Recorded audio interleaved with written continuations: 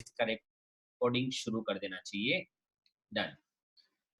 So, friends, we are starting the topic earning time value in equity market.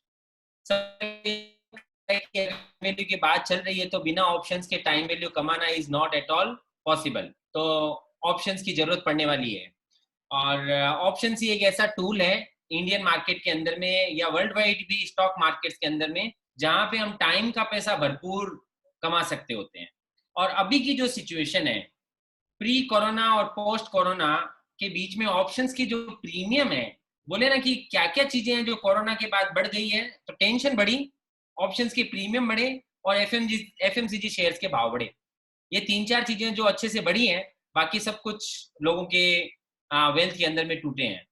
तो options के जो price बढ़े वो हमारे लिए एक बड़ी अपॉर्चुनिटी कैसे साबित हो सकता है वो अपने को समझना है।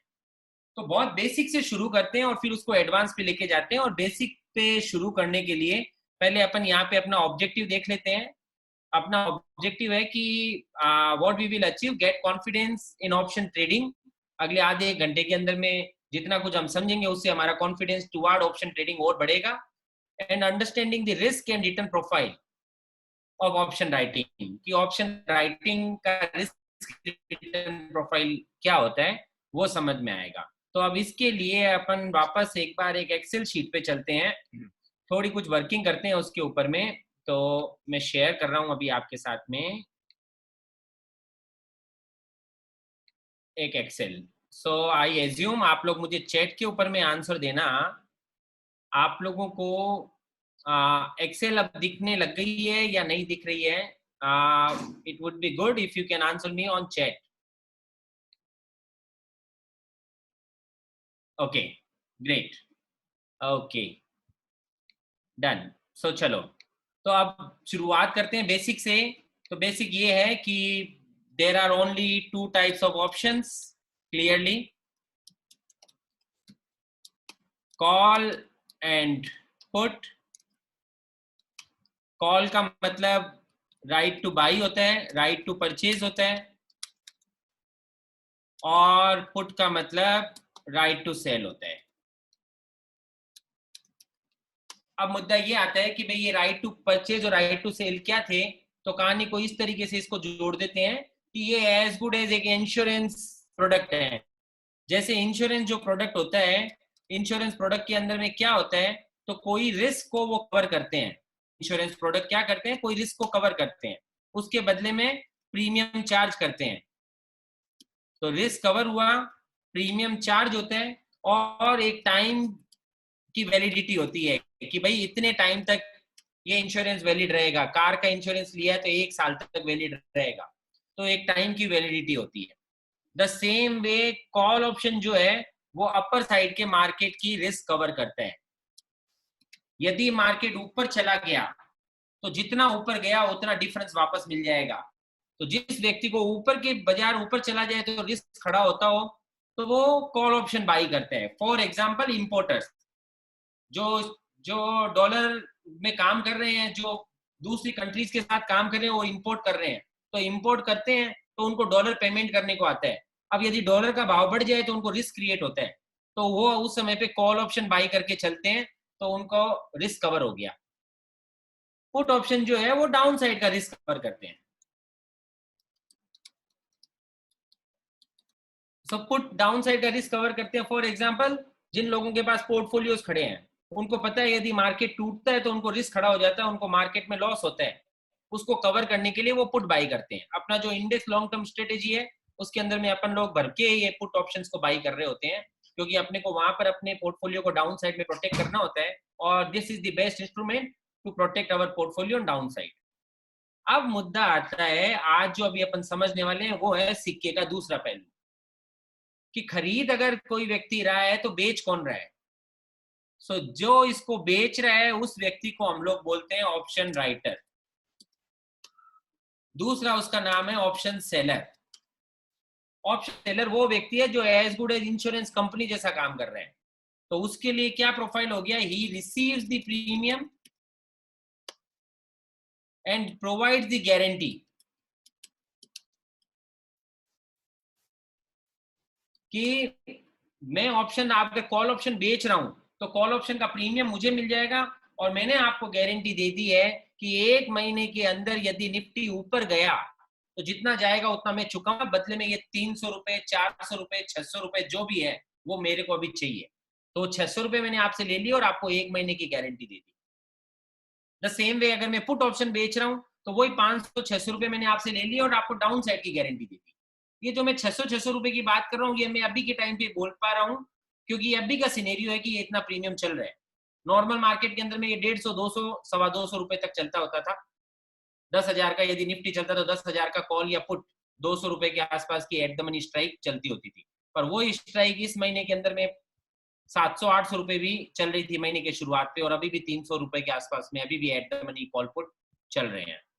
अब इन लोगों ने ये ऑप्शन बेचा, तो बेचा तो इसका मतलब क्या हुआ कि कल को मैंने यदि 10,000 का कॉल सेल किया है अप्रैल मंथ का एट 500 रुपीज, अच्छे से सुनना, और जो इसका करेक्ट आंसर देगा उसको हम लोग बोलेंगे ऑप्शन का बादशाह। तो अच्छे से अब आपको आंसर देना है। आंसर ये है, मतलब क्वेश्चन ये है कि अब आपने 10,000 का कॉल बेचा है अप्रैल मंथ का 500 रुपए में, तो अपने चैट बॉक्स के ऊपर में पहले तो आ जाओ और आकर के आंसर जो देना है ना वो आप प्राइवेट पे डालना। अच्छा, आपको प्राइवेट अगर ऑप्शन अवेलेबल है क्या या नहीं है तो फिर एवरीवन में ही जाएगा। अगर ऑप्शन अवेलेबल हो प्राइवेट में तो गोविंद को प्राइवेट पे आंसर देना। क्वेश्चन आपका ये है कि अगर 10,000 का कॉल आपने अप्रैल मंथ का बेचा है 500 में और मेच्योरिटी यदि 10,000 के नीचे आती है, फॉर एग्जांपल 9,000 आती है, तो आपको प्रॉफिट होगा कि लॉस होगा? Very simple question. 10,000 का कॉल बेचा है, very nice, very good, very good. तो मनोज भैया आप यहाँ पर हैं, बच्चों जैसे क्वेश्चन लगेंगे आपको, लेकिन बेयर करना मुझे। सो 9,000 का कॉल मतलब 9,000 यदि मार्केट आ गया तो 500 का आपको प्रॉफिट हो रहा है। क्वेश्चन था प्रॉफिट होगा कि लॉस होगा, तो जिन लोगों ने भी प्रॉफिट आंसर दिया है उन सब के आंसर्स करेक्ट हैं, और जिन्होंने लॉस वगैरह कुछ लिखा है तो अभी उनको और थोड़ा सा ज्यादा मेहनत करना होगा ऑप्शंस को सीखने में, उसके बाद में ये टॉपिक्स आएंगे। क्योंकि 10,000 का कॉल यदि आपने बेचा है तो आप ऊपर की साइड की गारंटी दे रहे थे और डाउन साइड अपने आप को प्रोटेक्ट करके रखे हुए हो। तो डाउन साइड के अंदर में आपका जो है वो मैक्सिमम पुट जो प्रीमियम है वो प्रीमियम जितना आपका प्रॉफिट हो गया है, और अप साइड के अंदर में आपको रिस्क आने वाली है। अब मेरा सेकंड क्वेश्चन है जो एकदम स्मार्ट क्वेश्चन है, वो है कि मेरा ब्रेक इवन पॉइंट क्या होगा? Everyone everyone everyone, what will be my break even point? यदि मैंने 10,000 का कॉल 500 में बेचा है तो मेरा ब्रेक इवन पॉइंट क्या होगा? कौन सी जगह जहां पर मुझे नो प्रॉफिट नो लॉस होगा? वेरी नाइस सिद्धपुरा, आदित्य, इतना फास्ट चला जाता है उसके बाद वालों को मैं आंसर नहीं दे पाता हूँ, पर कुछ आंसर जो रॉन्ग है वो सब ज्योति, सरा, नंदिता आंसर रॉन्ग है, कृष्णा आंसर रॉन्ग है ना, इनको चेक करो। आईफोन का करेक्ट आंसर है। सो जिन लोगों ने भी 10,500 आंसर दिया है, those all are correct, no problem सरा, नो प्रॉब्लम। तो इसका मीनिंग ये हुआ आप 10,000 का कॉल बेच रहे हो तो आपने ऊपर की साइड की गारंटी दी है, 500 रुपए आपने पॉकेट में ले लिए हैं, तो 500 रुपए आपके पास आ चुके हैं।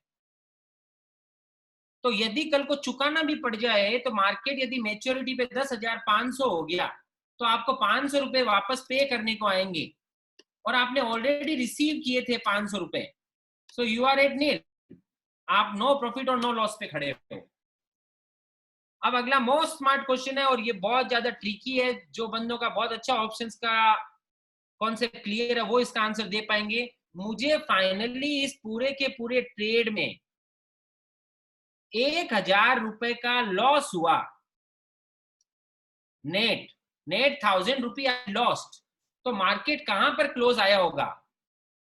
कौन से लेवल पे मार्केट क्लोज आया होगा? Very nice, very good, very good, बहुत सारे आंसर्स हैं, और very nice, very nice, very good. So एक ही आंसर किसकी तरफ से? इतना बड़ा नाम लिखा हुआ है उनका, YNHW50, उसको रीनेम करो अपने आप को। आंसर आपके करेक्ट है।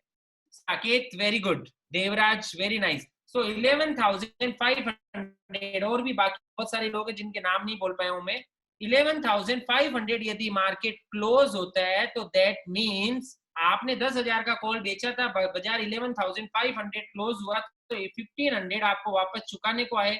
500 रुपए आपने शुरुआत में रिसीव किए हुए थे, तो आपको 1,000 रुपए मिल गए हैं। चलो बहुत अच्छा है। अगला एक क्वेश्चन है उसके लिए। इस बार मिस्टर जो एक्स है उन्होंने 10,000 का पुट सेल किया है एट 500, कॉल सेल नहीं किया है। कॉल सेल करने की जगह पे उन्होंने पुट सेल किया है। और क्वेश्चन ये है कि मार्केट वापस वही 11,500 क्लोज हुआ, मिस्टर एक्स ने पुट सेल किया है 500 में, 10,000 का स्ट्राइक था अप्रैल मंथ का, 11,500 में उन्हें क्या प्रॉफिट लॉस होगा? Very good, very good Vyas, वापस चेक करो। Very nice, very nice, very good Ritesh भाई, साकेत, विनोद, देवराज, रितेश, नंदिता, चिंतन भाई, वेरी नाइस, वेरी गुड। तो जिन लोगों ने भी आंसर 500 दिया वो करेक्ट है, बाकी सब लोगों के आंसर रॉन्ग है। क्योंकि मैंने पुट सेल किया है तो मैं इंश्योरेंस कंपनी जैसे काम कर रहा हूं, मैंने प्रीमियम रिसीव किया, that premium is my maximum profit. उसके अलावा बाजार जो भी देगा वो खाली मुझे रिस्क ही दे सकता है, प्रॉफिट अब कोई नया नहीं आने वाला है मुझे। और मार्केट ऊपर चला गया तो मतलब कोई भी रिस्क आई नहीं मेरे को। तो अगर मैं पुट बेचता हूं तो 10,000 के नीचे जाता तो मुझे चुकाने को आने वाला था, ऊपर चला गया तो ये पूरा 500 मेरा हो गया। अगला क्वेश्चन है, what will be my break even point? Very nice Ritesh, very good Subhash, Vinod ji very nice, Ekta, Saket, Ishaan भैया very good. So 9,500 will become my break even point. And finally last question, यदि 8,000 मार्केट क्लोज हो जाए तो मुझे क्या होने वाला है? 8,000 यदि मार्केट क्लोज हो गया तो मुझे क्या होने वाला है? Very good, very good, very nice Atul ji, very nice, very nice, Siddhpura, Ekta, Ishaan भाई, Nandita, Subhash, very nice, Krishna, very good. So 8,000 पे मुझे 1,500 का लॉस होने वाला है। सो ये हुआ पूरा का पूरा सिचुएशन जिसमें मुझे अलग अलग लेवल पे क्या प्रॉफिट लॉस आएंगे ये अपन ने चेक किया, यदि अपन ने कॉल और पुट इंडिविजुअली बेचा तो। अब मुद्दा ये आता है कि यदि आपने कॉल सेल किया इसका मतलब आप बेरिश हैं, मार्केट टूटता है तो आपको लिमिटेड प्रॉफिट होता है, मार्केट बढ़ता है तो यू इनकर अनलिमिटेड लॉस। यदि आप पुट सेल करते हो तो आप बुलिश हो जाते हो, इसका मतलब मार्केट यदि बढ़ता है तो आप प्रॉफिट कर रहे हो, मार्केट घटता है तो आपको अनलिमिटेड लॉस होता है। मेरा पॉइंट है कि अगर आपने ये दोनों के दोनों सेल किए तो आपका व्यू क्या हुआ? आप बुलिश रह गए, बेरिश हो गए, या कोई और व्यू हो गया आपका? आपने कॉल भी सेल किया है, आपने पुट भी सेल किया है। Very nice Saket, very good, Lemon very nice, Ishaan भाई very good. So what is your view? अगर आपने कॉल भी सेल किया है, पुट भी सेल किया है, ओके, सो एडवांस आंसर है अतुल जी का, depends on the strike price. Super, बहुत अच्छा है, वेरी नाइस। तो मुद्दा यहाँ पर यह है कि यदि आपने कॉल और पुट दोनों बेचा हुआ है तो आपका रेंज बाउंड व्यू है एक लेवल तक सही है, पर हाँ इससे आगे का जो क्वेश्चन है कि डिपेंड्स अपॉन स्ट्राइक प्राइस, वो बहुत लॉजिकल है। यदि 10,000 का स्पॉट चल रहा है और 10,000 का ही कॉल और 10,000 का ही कुल पुट आपने बेचा है, सो 10,000 कॉल और 10,000 ही पुट दोनों आपने सेल किए हैं, तो आपका प्रॉपर रेंज बाउंड व्यू है मार्केट के अंदर में। मार्केट यदि एग्जैक्ट 10,000 पे क्लोज हुआ तो आपको हाईएस्ट प्रॉफिट हो जाएगा, और मार्केट कोई भी साइड में मूव होता है तो आपको लॉस होता है। So by this way we are coming to the concept called straddle. So what is straddle? Straddle का मतलब होता है कॉम्बिनेशन, पहले तो ये कॉम्बिनेशन है किसका है? Of same strike, same strike का कॉम्बिनेशन है। कौन सा सेम स्ट्राइक का? क्या चीज? सेम स्ट्राइक का call and put off same expiry and same quantity. इतने सारे गुण हो, कुछ स्पेलिंग मिस्टेक्स हो तो चला लेना, इतने सारे गुण हो तो एक स्ट्रेडल बना। अब ये अभी केवल स्ट्रेडल बना है, ये लॉन्ग स्ट्रेडल है या शॉर्ट स्ट्रेडल है इसका लेना देना नहीं आया है।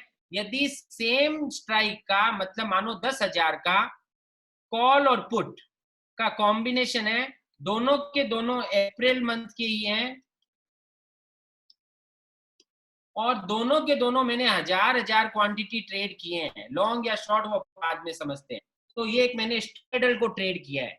अब यदि मैं इसको बाई करता हूं तो वो लॉन्ग स्ट्रेडल हो जाएगा, और यदि मैं इसको सेल करता हूं तो वो शॉर्ट स्ट्रेडल हो जाएगा। तो मैं यहाँ शॉर्ट अगर लिख रहा हूं तो इसके साथ सेल जोड़ दिया। यदि सेम स्ट्राइक का कॉल और पुट, सेम एक्सपायरी का मैं सेम क्वांटिटी सेल करता हूं तो दैट बिकम्स शॉर्ट स्ट्रेडल। और वो शॉर्ट स्ट्रेडल का जो व्यू हो गया है, वो व्यू ये हो गया है कि वो रेंज बाउंड स्ट्रेटेजी है। यदि मार्केट में यहीं पे टाइम निकल गया तो मुझे प्रॉफिट हो जाएगा, और मार्केट यदि मूव कर गया तो मुझे लॉस हो जाएगा। अब इसको और आगे और एडवांस लेवल पे समझने के लिए पहले अपन समझते हैं कि अलग अलग स्ट्रेडल्स की वैल्यूज कैसे कैसे बिहेव करती है। तो उसके लिए अपन एक और शीट के ऊपर चलते हैं।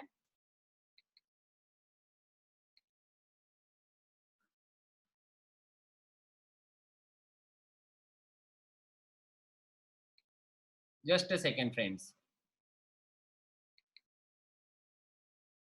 सो अब आपके एंड पे फिन टेस्टर सॉफ्टवेयर है, फिन टेस्टर सॉफ्टवेयर की एक स्क्रीन दिख रही होगी, और इस स्क्रीन के ऊपर में अपन ट्रेंड्स वाली शीट में चलते हैं। ये ट्रेंड वाली जो शीट है ना, ये शीट में अपने को एक साथ में मार्केट में अलग अलग प्राइसेस पे क्या कॉल पुट चल रहे थे वो दिखते होते हैं। इससे पहले मैंने एक बार मार्केट वॉच पे गया हूं मैं। मार्केट वॉच पे अपन एक बार देखते हैं कि निफ्टी का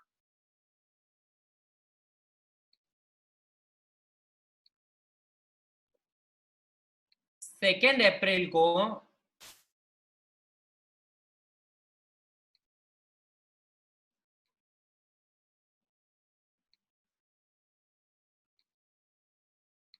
30 अप्रैल का अपने एक बार डेटा निकालने का कोशिश किया कि अपने पास में डेटा क्या क्या दिख रहा हो।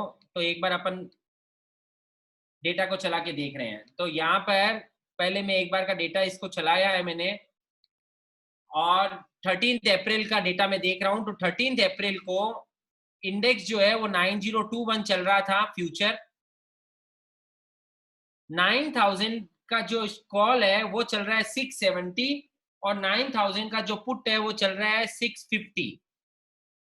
तो 1320 1320 रुपया जो है वो स्टेडल की वैल्यू होगी, this call plus this put, ये दोनों का दोनों प्रीमियम मुझे मिलेगा। तो 1320 that will become my स्टेडल value. तो अब ये स्टेडल वैल्यू इस तरह से आ रही है, 8900 वाले की 1315 है, 8800 वाले की 1316 है, और वैसे ही 7600 की स्टेडल वैल्यू 1700 रुपए है, और वैसे ही ऊपर में जाके देखेंगे तो 10,000 की स्टेडल वैल्यू 1600 रुपए है। तो ये इस तरीके से उस दिन की स्टेडल वैल्यूज अपने को दिख रही है। तो अब अपन इसी कोई ट्रेंड वाली शीट में चलते हैं। अब ट्रेंड वाली शीट में मुझे क्या दिख जाएगा, तो ये निफ्टी यहाँ पर मैंने स्टेडल सिलेक्ट कर लिया, और यहाँ पर मैंने एक्सपायरी सिलेक्ट कर लिया 30 अप्रैल, और ये 30 अप्रैल, और इधर में अपन शुरू कर देते हैं इसको कि मुझे 1 अप्रैल से दिखा दो। एक बार का लास्ट 15 दिन का बिहेवियर देखने की कोशिश करते हैं अपन।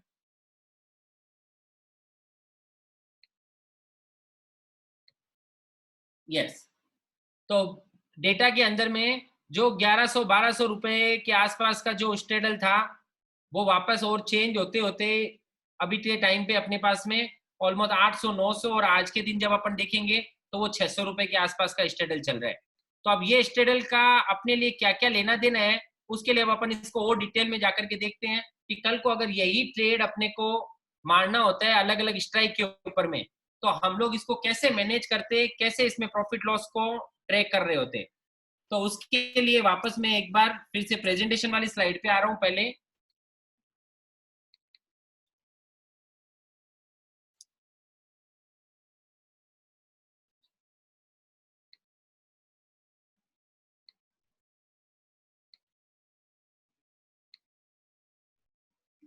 सो रेंज बाउंड स्ट्रेटेजीज के अंदर में जब हम ऑप्शंस को बेचते हैं तो नॉर्मली हमारे पास में रेंज बाउंड स्ट्रेटेजीज आती है, और रेंज बाउंड स्ट्रेटेजीज में बहुत सारी स्ट्रेटेजीज हैं, short straddle, short strangle, long butterfly, long condor.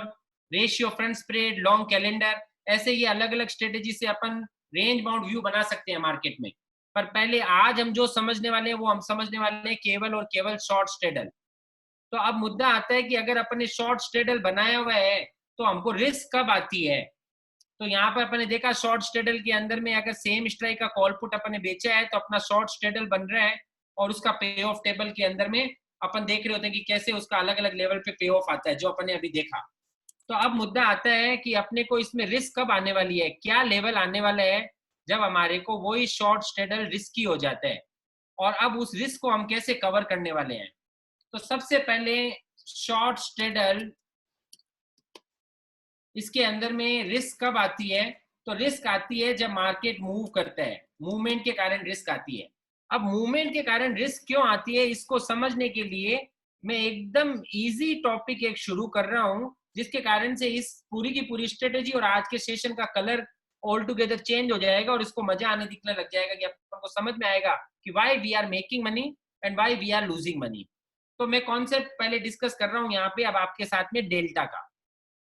Delta क्या बताता है फ्रेंड्स, तो हर ऑप्शन का एक इंडिविजुअल डेल्टा होता है, और वो डेल्टा बताता है कि यदि स्टॉक 1 रुपया बढ़े तो वो कॉल ऑप्शन या पुट ऑप्शन कितना पैसा हिलेगा। नॉर्मली मार्केट बढ़ता है तो कॉल बढ़ता है, और मार्केट बढ़ता है तो पुट घटता है। तो 1 रुपया यदि मार्केट के अंदर में स्पॉट में चेंज आए तो कॉल और पुट में कितना चेंज आएगा, ये बताता है उसका डेल्टा। अब होता यह है कि जब हम जर्नी शुरुआत करते हैं, जब स्पॉट प्राइस 10,000 चल रहा होता है, तो उस समय पे 10,000 का कॉल का डेल्टा ऑलमोस्ट 0.5 होता है, जिसका मतलब मैं बोल सकता हूं वो 50% होता है। और 10,000 के पुट का डेल्टा वो भी ऑलमोस्ट -0.5 होता है, क्योंकि 1 रुपया यदि निफ्टी बढ़ता है तो पुट 50 पैसा टूटता है eight the money put option. तो इसका मतलब वो नेगेटिव 50% होता है। अब बहुत इंपॉर्टेंट पॉइंट है, और अब आपके पास में बहुत सारे क्वेश्चंस आने वाले हैं जिसके आंसर्स आपको देने हैं। मार्केट यदि 10,000 चल रहा है तो 10,000 के कॉल और पुट, इस ऑप्शन को हम क्या बोलते हैं, at the money, in the money, out of the money, ATM, OTM या out ITM. Very nice, very good, very good, very good, very nice. So market यदि 10,000 चल रहा है, बहुत अच्छे से समझना इस कॉन्सेप्ट को, यदि अच्छे से समझा तो ऑप्शंस का टाइम का पैसा बनाना will become very easy for us. Though I am not saying कि ये खुला पैसा है क्या, इसके साथ में बहुत बड़ी रिस्क है जिसको अपन अच्छे से डिस्कस करेंगे, लेकिन ये रिस्क नॉर्मल फ्यूचर्स की कंपैरिजन में कितनी सेफ है वो भी हमको समझ में आ जाएगी। तो बहुत अच्छा है, आप लोग बहुत अच्छे से पार्टिसिपेट कर रहे हो। 10,000 यदि स्पॉट चल रहा है तो 10,000 का कॉल और पुट, इसको एट द मनी ऑप्शन बोलते हैं। Very nice. अगला क्वेश्चन, एट द मनी का डेल्टा मैंने बताया ऑलमोस्ट 0.50 होता है। इसका मतलब मेरा ये कहना है कि मार्केट यदि मूव करे तो एट द मनी ऑप्शन 50% की स्पीड से मूव करता है। मार्केट यदि बढ़े तो एट द मनी ऑप्शन 50% की स्पीड से बढ़ता है कॉल ऑप्शन, और पुट ऑप्शन 50% की स्पीड से घटता है। अब अगर मैंने दोनों बेचा हुआ है तो क्या हुआ, तो अगर मार्केट बढ़ता है तो कॉल बढ़ रहा होता है 50% से और पुट घट रहा होता है, और टोटल मार के मेरा जो स्ट्रेडल का वैल्यू है वो का वही रह जाता है। फॉर एग्जाम्पल 10,000 का कॉल मानो 400 रुपए चल रहा था, 10,000 का पुट भी 400 रुपए चल रहा था, तो दोनों 800 रुपए के हो गए। मार्केट कोई कारण से 10,000 वाला 10,100 हो गया, तो मार्केट यदि 10,000 का 10,100 हो गया 10,100, तो क्योंकि इसका 50% का स्पीड था तो मार्केट 100 पॉइंट बढ़ा, तो लॉजिकली कॉल का प्रीमियम क्या हो जाना चाहिए। बहुत स्मार्ट क्वेश्चन है ये। एवरीवन एवरीवन एवरीवन, मार्केट यदि 100 पॉइंट बढ़ा, कॉल का डेल्टा 0.50 है, तो कॉल का प्रीमियम 400 की जगह पे क्या हो जाना चाहिए। Super, very nice, very good, very good, very good. तो जिन जिन लोगों ने 50 प्लस या 450 आंसर दिया है वो सब के सब आंसर्स करेक्ट हैं, बहुत अच्छा। और लॉजिकली पुट ऑप्शन का प्रीमियम क्या हो जाना चाहिए। Very nice Mandar, Siddhpura, very good, HP, very nice, Saket, Kanak, Jyoti, Chirag, Vinod, Mahavir, very good everyone everyone everyone, super. तो लॉजिकली 350 हो जाना चाहिए पुट का प्रीमियम। वापस मेरा स्ट्रेडल 800 का 800 है, इसका मतलब हमने अभी तक कुछ कमाया भी नहीं है और साथ ही साथ में कुछ लॉस भी नहीं किया है, क्योंकि मार्केट यदि 100 पॉइंट बढ़ा तो कॉल जितना बढ़ा पुट उतना टूट गया। अब यही बढ़ने और घटने और बढ़ने और घटने के चक्कर के अंदर में जैसे जैसे टाइम निकलता है तो एक टाइम के बाद ये ऑप्शंस के प्रीमियम टूटने लग जाते हैं और मेच्योरिटी पे कल को यदि बाजार 10,000 का 10,000 रह जाए तो कल को मेच्योरिटी आ गई और सपोज कि मार्केट मेच्योरिटी पे 10,000 का 10,000 ही रह गया तो आपके कॉल का प्रीमियम एक्सपायरी पे क्या हो जाएगा? Very good, very nice, very nice, very nice. Call का प्रीमियम एक्सपायरी पे 0 हो जाएगा, पुट का प्रीमियम भी एक्सपायरी पे 0 हो जाएगा। विशाल को थोड़ी दया आ गई है तो वो बोल रहा है 50 पैसा रहेगा, तो इनडायरेक्टली वो 0 हो गया। ये मैं जो बात कर रहा हूं इसको ऐसा मत समझना ये बड़ा इजी खेल है क्या, पर मुद्दा है कि आपको ये समझाने का पॉइंट है कि मार्केट कैसे बिहेव करता है और तब आपका प्रॉफिट लॉस क्या रहता है। तो मार्केट यदि 10 का 10 रह गया तो आपका कॉल और पुट दोनों 0 हो गया। जो 800 रुपए आपने बेच करके रिसीव किए थे वो पूरा का पूरा 800 रुपया आपका प्रॉफिट हो गया। अब मुद्दा आता है यहाँ पर कि ये डेल्टा दोनों का एट द मनी था तो 50% था। मेरा क्वेश्चन है यदि call option in the money हो जाए, आईटीएम कॉल ऑप्शन हो जाए तो उसका डेल्टा लॉजिकली क्या होगा? 0.5 से ऊपर होगा, 0.5 से नीचे होगा या 0.5 ही होगा? Very nice Rishu, very good, very nice, very nice, very good, very good. तो लॉजिकली अगर वो इन द मनी ऑप्शन होगा तो उसका डेल्टा मोर देन 0.5 होगा।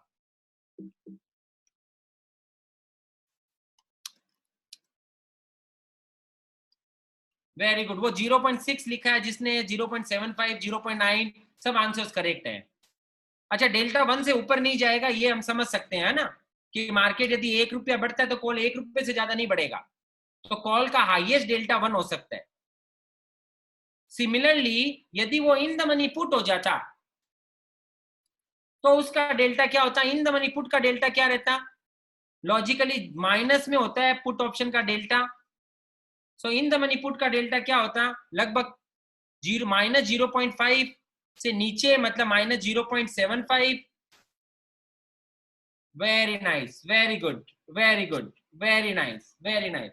सो ये अपने आप -0.75 के आसपास में चल रहा होता। मैं ऊपर और नीचे के लेवल पे कंफ्यूज नहीं करना चाहता हूं, तो यहाँ पर ये -0.75 के आसपास चल रहा होता।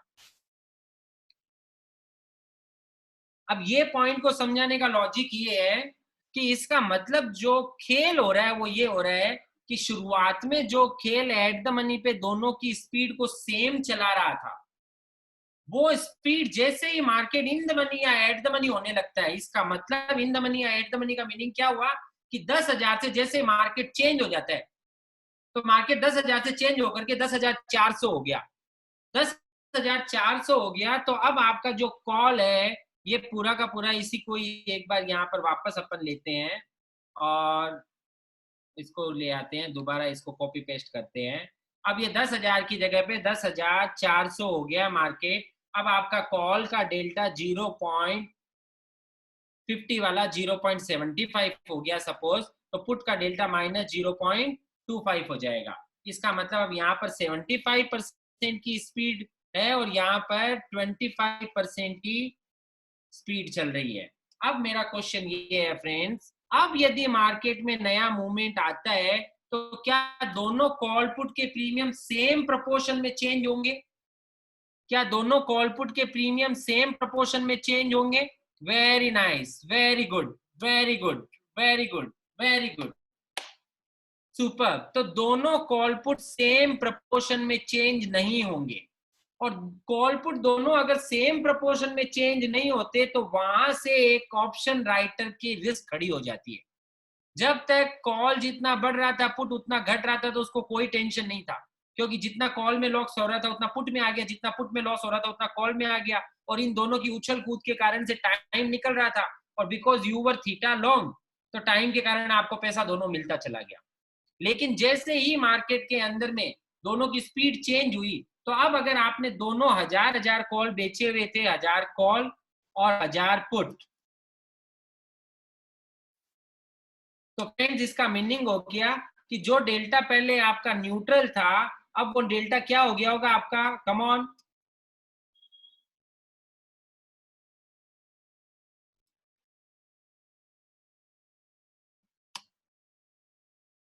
अब वो डेल्टा आपका -500 हो गया है, -500 हो गया। इसका मतलब अब आप मंदी में खड़े हो गए हो। मतलब 10,000 का कॉल पुट यदि आपने बेचा है और मार्केट यदि 10,400 हो जाता है, तो आप पोर्टफोलियो डेल्टा शॉर्ट हो जाते हो। अब आप ये चाहते हो कि मार्केट के अंदर में भाव टूटे तो आपको प्रॉफिट होगा, क्योंकि 10,000 आपको मैक्सिमम प्रॉफिट देता है, और मार्केट यदि बढ़े तो आपको लॉसेस होने वाले हैं, और वो लॉसेस आपको अनलिमिटेड लॉसेस हो सकते हैं। मतलब कल को यदि मार्केट यहाँ पर 10,000 की जगह 12,000 हो जाए, तो कॉल के अंदर में 2,000 रुपए आपको वापस चुकाने को आएंगे, और पुट के अंदर में तो आपको वो लिमिटेड 400 रुपए मिलने वाले हैं। तो मार्केट जितना बढ़ेगा उतना आपको लॉस होता रहेगा। तो मुद्दा आता है फिर ऐसे लेवल पे हमको क्या करना चाहिए। तो फ्रेंड्स, अब मुझे आपका यहाँ से मैंने अब रिस्क का पॉइंट खड़ा किया है, जो सबसे ज्यादा इंपॉर्टेंट टॉपिक है। ऑप्शन मार्केट के अंदर में भरपूर पैसा है, there is no doubt to anyone, किसी को भी कोई डाउट नहीं है इस पॉइंट पे, पर वो भरपूर पैसा भरपूर रिस्क के साथ है।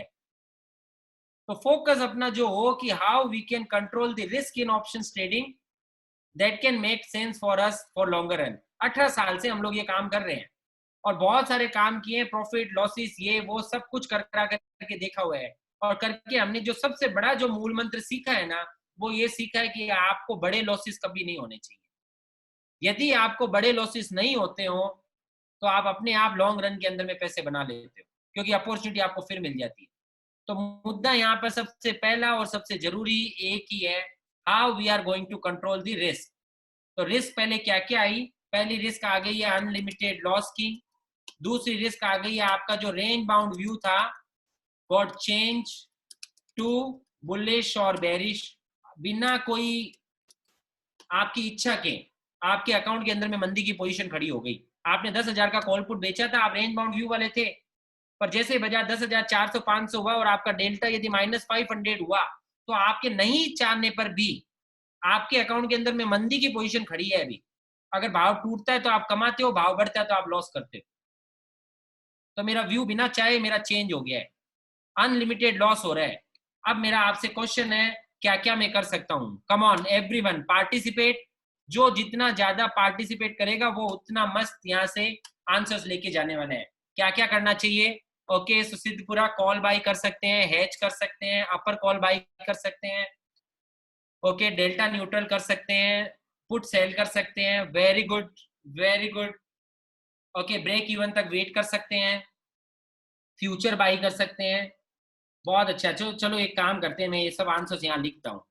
कॉल बाई का है, किसी ने बोला है फ्यूचर बाई, किसी ने बोला है पुट सेल, किसी ने बोला है ब्रेक इवन तक वेट, और क्या क्या थे, exit position at calculated stop loss, okay exit position at calculated stop loss.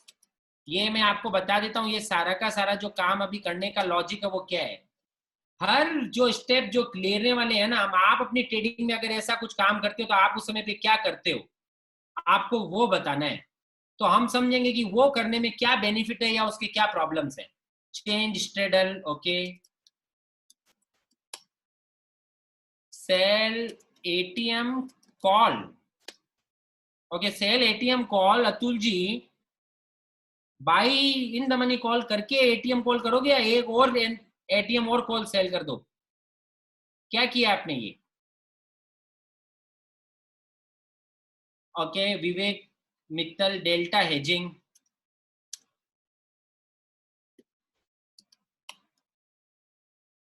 Okay चलो इतने आंसर्स मिले। आगे कोई मैंने छोड़ दिया हो अगर आपका कोई रिप्लाई जो यहाँ मैंने एक्सेल पे नहीं लिखा है, तो वो आप और डाल देना, अपन उन सबको चेक करेंगे कि इन सब के अंदर में क्या फायदा था और क्या नुकसान था। एक मिनट केवल, कुछ लेमन से call buy put buy together at BP at the time of making position. Okay, so इसका मतलब out of the money OTM call put buy at starting of the strategy. Very nice. Okay, change straddle to 10,400। हाँ, तो वो मैंने डाल दिया है यहाँ पे, change straddle next strike can hedge with next expiry to save theta. Okay, can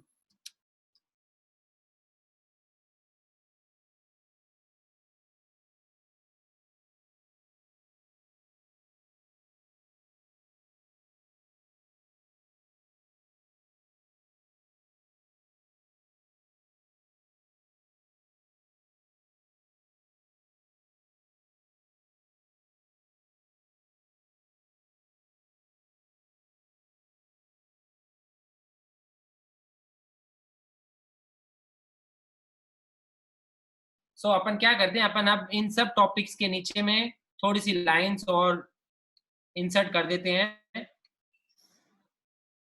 गलत कर दिया ना, हाँ, थोड़ी सी लाइन इंसर्ट कर देते हैं। यस, तो कॉल बाई और यहाँ पर इसका डाल देते हैं कि गुड पॉइंट, और यहाँ पर उसका डाल देते हैं कि नेगेटिव पॉइंट्स। तो नेगेटिव पॉइंट तो ये हो जाएगा कि अब आपके लिए जो ऑप्शन बाई होगा वो हाई कॉस्ट पे बाई होगा, क्योंकि अब मार्केट बढ़ चुका है। बढ़ने के बाद में यदि हम कॉल को बाई करने जा रहे हैं, यस, मैंने वापस डाल दिया ईशान भैया, है ना, फिर से वो सब रख दिया यहाँ पे। तो अब हाई कॉस्ट पे मेरा बाई होगा। अच्छा पॉइंट ये है कि मेरी हेजिंग हो गई। और क्या क्या इसके अंदर में कॉल बाई करने का क्या मेरे लिए नेगेटिव या पॉजिटिव पॉइंट हो सकता है, आप लोगों को आंसर देना है मुझे साथ में। यदि अब मैं कॉल बाई करता हूं, मार्केट 10,000 का 10,400 हो गया है, तो पहले इसके गुड पॉइंट्स क्या हो सकते हैं, क्या क्या इसका फायदेमंद पॉइंट हो सकते हैं। तो एक तो हेजिंग हो गई है, मेरा रिस्क जो है वो रिस्क कम हो गया है। Very good. और नेगेटिव पॉइंट्स के अंदर में क्या क्या आएंगे, तो नेगेटिव पॉइंट्स में आप आएंगे कि मैं थीटा लॉस करूंगा। अब मेरे को थीटा लॉस हो जाएगा। थीटा लॉस होने का मतलब है, जिन लोगों को थीटा नहीं समझ में आया, तो टाइम वैल्यू लॉस करूंगा, क्योंकि अब मैं ऑप्शन को बाई कर रहा हूं। यस, कॉस्ट इंक्रीज हो गई है मेरी। Very good. And if market drift again, then premium will decrease again. Very nice, perfect perfect, है ना। चलो, अगला पॉइंट आता है, नेक्स्ट पॉइंट। पहले इनके फटाफट आंसर लिख रहे हैं, फिर हो सकता है और बहुत सारे पॉइंट्स रहेंगे, पर क्योंकि सेशन बहुत लंबा चल जाएगा तो मैं फास्ट फास्ट एक बार कर रहा हूँ। फ्यूचर बाई किया, कम ऑन, फ्यूचर बाई किया, अच्छा पॉइंट किया है। अच्छा पॉइंट में तो एक बार की तो रिस्क कवर हुई है मेरी। मार्केट ऊपर में जाएगा तो मुझे रिस्क आने वाला था, वो रिस्क कवर हुआ। और डाउन साइड के अंदर में new down side unlimited loss की पोजीशन मेरी एक और खड़ी हो गई है। यस और नो?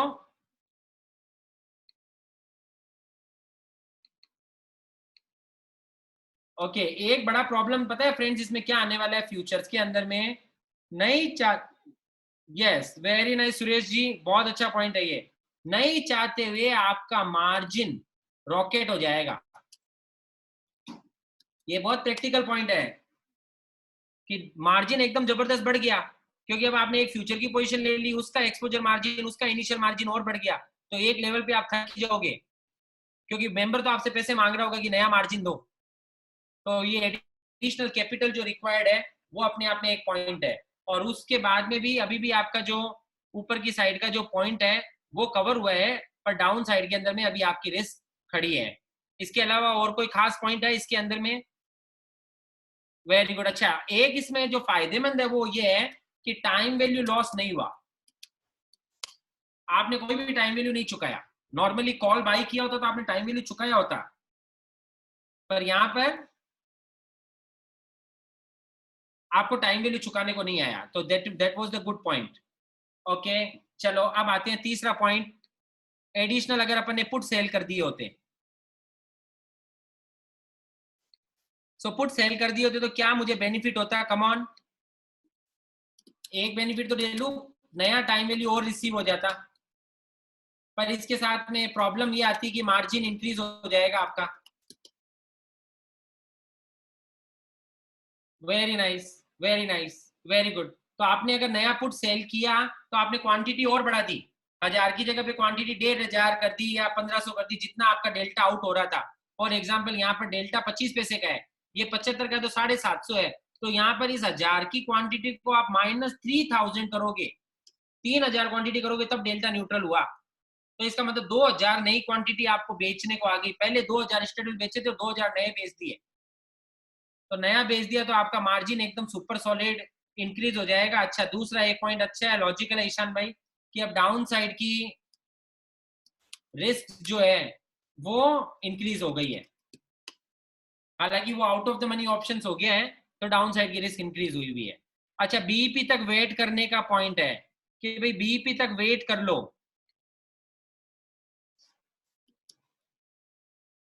सो बीईपी तक वेट करने में एक क्या है, तो एक तो फायदा है कि अभी आपका कोई भी तरीके का नो, मतलब वेरी लेस ट्रेड्स, ट्रेड बहुत कम होंगे अब आपके, बीच बीच का कुछ करने का जरूरत ही नहीं है।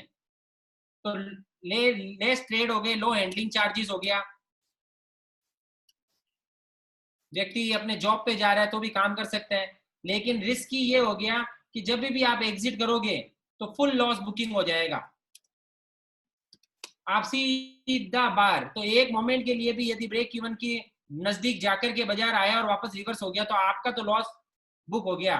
तो आप अगर बीईपी तक वेट करोगे और बीईपी पे पूरा का पूरा निकलाओगे तो पूरी की पूरी पोजीशन पे लॉस बुक हो जाएगा। तो इसमें पार्शियल लॉस नहीं हुआ, ये फुल लॉस वाला स्ट्रेटेजी हो गया। Exit position at calculated stop loss, ये मैं एज गुड एज बीपी वाला जो वेट वाला है ना उस पॉइंट के साथ इसको जोड़ देता हूं। अगला पॉइंट आता है चेंज स्ट्रेडल। जो लोग चेंज स्ट्रेडल करते हैं ना उनके लिए पॉइंट है, बेनिफिट है कि आप वापस एटीएम स्ट्राइक पर शिफ्ट हो गए हो। बेनिफिट है कि आपको टाइम वैल्यू पूरा मिल रहा है। लॉस है कि आप ह्यूज मतलब सबसे हाईएस्ट ट्रांजेक्शन कॉस्ट बढ़ने वाले हो। मतलब ब्रोकर के लिए मजा हो जाएगा उस इन्वेस्टर को, अगर ऐसा इन्वेस्टर उसे मिल जाए तो 10,000 के लेवल पे 10,000 के कॉल पुट बेचे 1000 जैसे ही 10,400 या पूरे 10,000 के 1000 काटे और 10,400 के वापस 1000 बेचे, तो घर बैठे बैठे 4,000 क्वांटिटी का उसको वॉल्यूम मिल गया। अच्छा, इतना ह्यूज वॉल्यूम मिलने से बिड ऑफर का भी लॉस करते हैं अपन। बिड ऑफर का लॉस का मीनिंग क्या होता है फ्रेंड्स, तो कोई एक ऑप्शन है जिसका भाव 100 और 101 चलता है, तो मैं खरीदने जाता हूं तो मुझे 101 में मिलता है और बेचने जाता हूं तो 100 में बिकता है। तो हर बार में ये दोनों की बार्गेनिंग का कॉस्ट में ही भर रहा होता हूँ। तो बिड ऑफर का मुझे कॉस्ट भरने को आ रहा होता है यहाँ पर। तो स्ट्राइक शिफ्टिंग के अंदर में मेरे को ये, और वापस अगर बाजार टूटा तो फिर से वापस वही 4,000 क्वांटिटी का फिर से ट्रेड होगा। अगला एक पॉइंट और है कि सेल एटीएम कॉल ऑप्शन। ये सेल एटीएम कॉल ऑप्शन मेरे हिसाब से इस तरीके से लिखा हुआ है कि इन द मनी को बुक कर लो और एट द मनी कॉल को भेज दो। मेरे हिसाब से ऐसा पॉइंट होगा। अदरवाइज एटीएम तो हम तो ऑलरेडी मंदी में फंसे हुए हैं, तो हम केवल एटीएम तो बेचेंगे ही नहीं। तो सेल एटीएम कॉल ऑप्शन को मैं आगे लिख देता हूं कि एंड बाय आईटीएम कॉल। ये करने से क्या हो गया, ये करने से आपका मार्जिन इंटेक्ट रह गया, टाइम वैल्यू इंटेक्ट रहेगी। टाइम वैल्यू है अभी भी आपको मिल रही है, पर आपकी ट्रांजेक्शन कॉस्ट लग गई अच्छे से। अभी भी पूरे के पूरे स्टेडल की नहीं लगी तो 1000 और 1000 की तो लगी। तो जो 4000 ट्रेड का वॉल्यूम था वो अभी 2000 ट्रेड का तो वॉल्यूम अभी भी हो रहा है। तो वो हो गया। डेल्टा हेजिंग आप लोगों ने लिखा है। अब मेरा क्वेश्चन है, ये डेल्टा हेजिंग में किस से करूं? तो जिन जिन लोगों ने डेल्टा हेजिंग लिखा है, change put price book profit I previous and move to next. Okay HB, इसको डिस्कस करते हैं। हाँ तो ठीक है, अब डेल्टा हेजिंग के लिए एक आया है मेरे पास में ऑप्शन कि डेल्टा हेजिंग अपन इक्विटी से कर लेते हैं।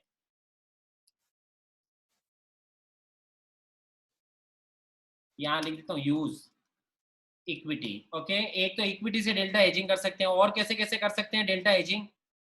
Yes yes yes everyone, very nice, very good, very good, very good. Future buy करके कर सकते हैं, buy call sell put. Vivek very nice. Okay, call spread बना करके कर सकते हैं, सिंथेटिक फ्यूचर से कर सकते हैं, वेरी नाइस। तो यहाँ पर अपन डेल्टा एजिंग कर सकते हैं, और वो डेल्टा एजिंग इक्विटी से, कॉल बाई, इन सब से कर सकते हैं। डेल्टा एजिंग करने से एक दो बेनिफिट उठेंगे, वो बेनिफिट ये है कि लो ट्रांजेक्शन कॉस्ट में काम हो जाएगा आपका। अब कौन सा कर रहे हैं वो एक और है, फ्यूचर से कर रहे हैं तो मार्जिन बढ़ेगा, ऑप्शन से कर रहे हैं तो शायद हो सकता है मार्जिन इंटेक्ट भी रह जाए, तो वो दोनों का डिपेंड करता है किस पे करते हैं। इक्विटी से करें तो शायद हो सकता है फंड की प्लानिंग आपको करनी पड़े, और इक्विटी से करने में एक रिस्क ये भी है कि कल को यदि बाजार टूटा और मैं डेल्टा लॉन्ग हो गया हूँ, तो अब मुझे इक्विटी बेचने को आ रही है पर मेरे पास इक्विटी है ही नहीं, तो बेचूं कैसे? तो वहां पर अपने पास में स्टॉक खड़ा करना पड़ेगा अपने को, तो अपने को कोई कैश फ्यूचर वगैरह बनाना पड़ेगा, तो वो मैनेज करने को आता है, तो वहां पर वो चीज ध्यान देनी पड़ेगी। तो delta hedging low transaction cost है, मार्जिन में increase if we use futures, तो मार्जिन इंक्रीज की जरूरत है। अच्छा, एक इसमें नुकसान है वो कि we need to use some softwares, नहीं तो डेल्टा पता ही कहाँ चलेगा कितना डेल्टा आउट हूँ, तो कुछ ना कुछ सॉफ्टवेयर की जरूरत पड़ेगी। अभी तक जितना भी कार्यक्रम चल रहा था वो देसी गणित, एक कैलकुलेटर से काम हो जाता था, लेकिन अब अपने को डेल्टा को देखते ही अपने को जरूरत पड़ेगी कि अपने को कोई ना कोई सॉफ्टवेयर की जरूरत पड़ेगी। अच्छा, वापस इसके अंदर में टाइम देना पड़ेगा आपको मार्केट को, कि you need to set on screen. वैसे तो ऑप्शन बेचने वाला आदमी स्क्रीन पे नहीं बैठे तो वैसे ही वो बहुत डेंजर खेल खेल रहा है, तो स्क्रीन पे तो वैसे ही वो बैठता ही है। ओके, फिर OTM call put buy at starting of the strategy. Okay, this point is again a valid point कि भाई ओटीएम कॉल पुट उन्होंने शुरुआत में ही बाई कर लिए, तो वो एज गुड एज इंश्योरेंस की जैसे बाई कर लिए, तो लो कॉस्ट हेजिंग हो गई। जो व्यक्ति ये समझता हो कि अजी ये पैसा लगाने का तो कोई फायदा नहीं है, लॉन्ग टर्म में तो पैसा नहीं बनता है, या फिर ये पैसे तो बाद में डूब ही जाते हैं, तो ये बाद में डूब ही जाते हैं। जिस जिस व्यक्ति को ये लगता हो ना, तो एक बार पास डेटा टेस्टिंग करके देख लो, भूल जाओ आपने एट द मनी बेचा क्या। अगर मैं आपको यही बोलूं कि बाजार 10,000 चल रहा है और आपने 11,000, अगर 800 रुपए में आपकी जोड़ी बेची है, तब तो आप 2,000 पॉइंट दूर का, मतलब 8,000 का पुट और 12,000 का कॉल, इतने दूर के आउट ऑफ द मनी की बात करूं कि ये कॉल पुट बेच लो, ये कॉल पुट आपके बिके मान लो 10-10 रुपए के अंदर में, तो 20 रुपए मिल गए। तो हर महीने ये बेच देने का और खड़े रहने का, हर महीने ये बेच देने का, खड़े रहने का, तो आपको मिलने वाला क्या है? मिलने वाले तो 10 और 10 20 रुपए हैं, और बायोप्लेस एक बार भी होगा तो लॉस हो जाएगा भयंकर।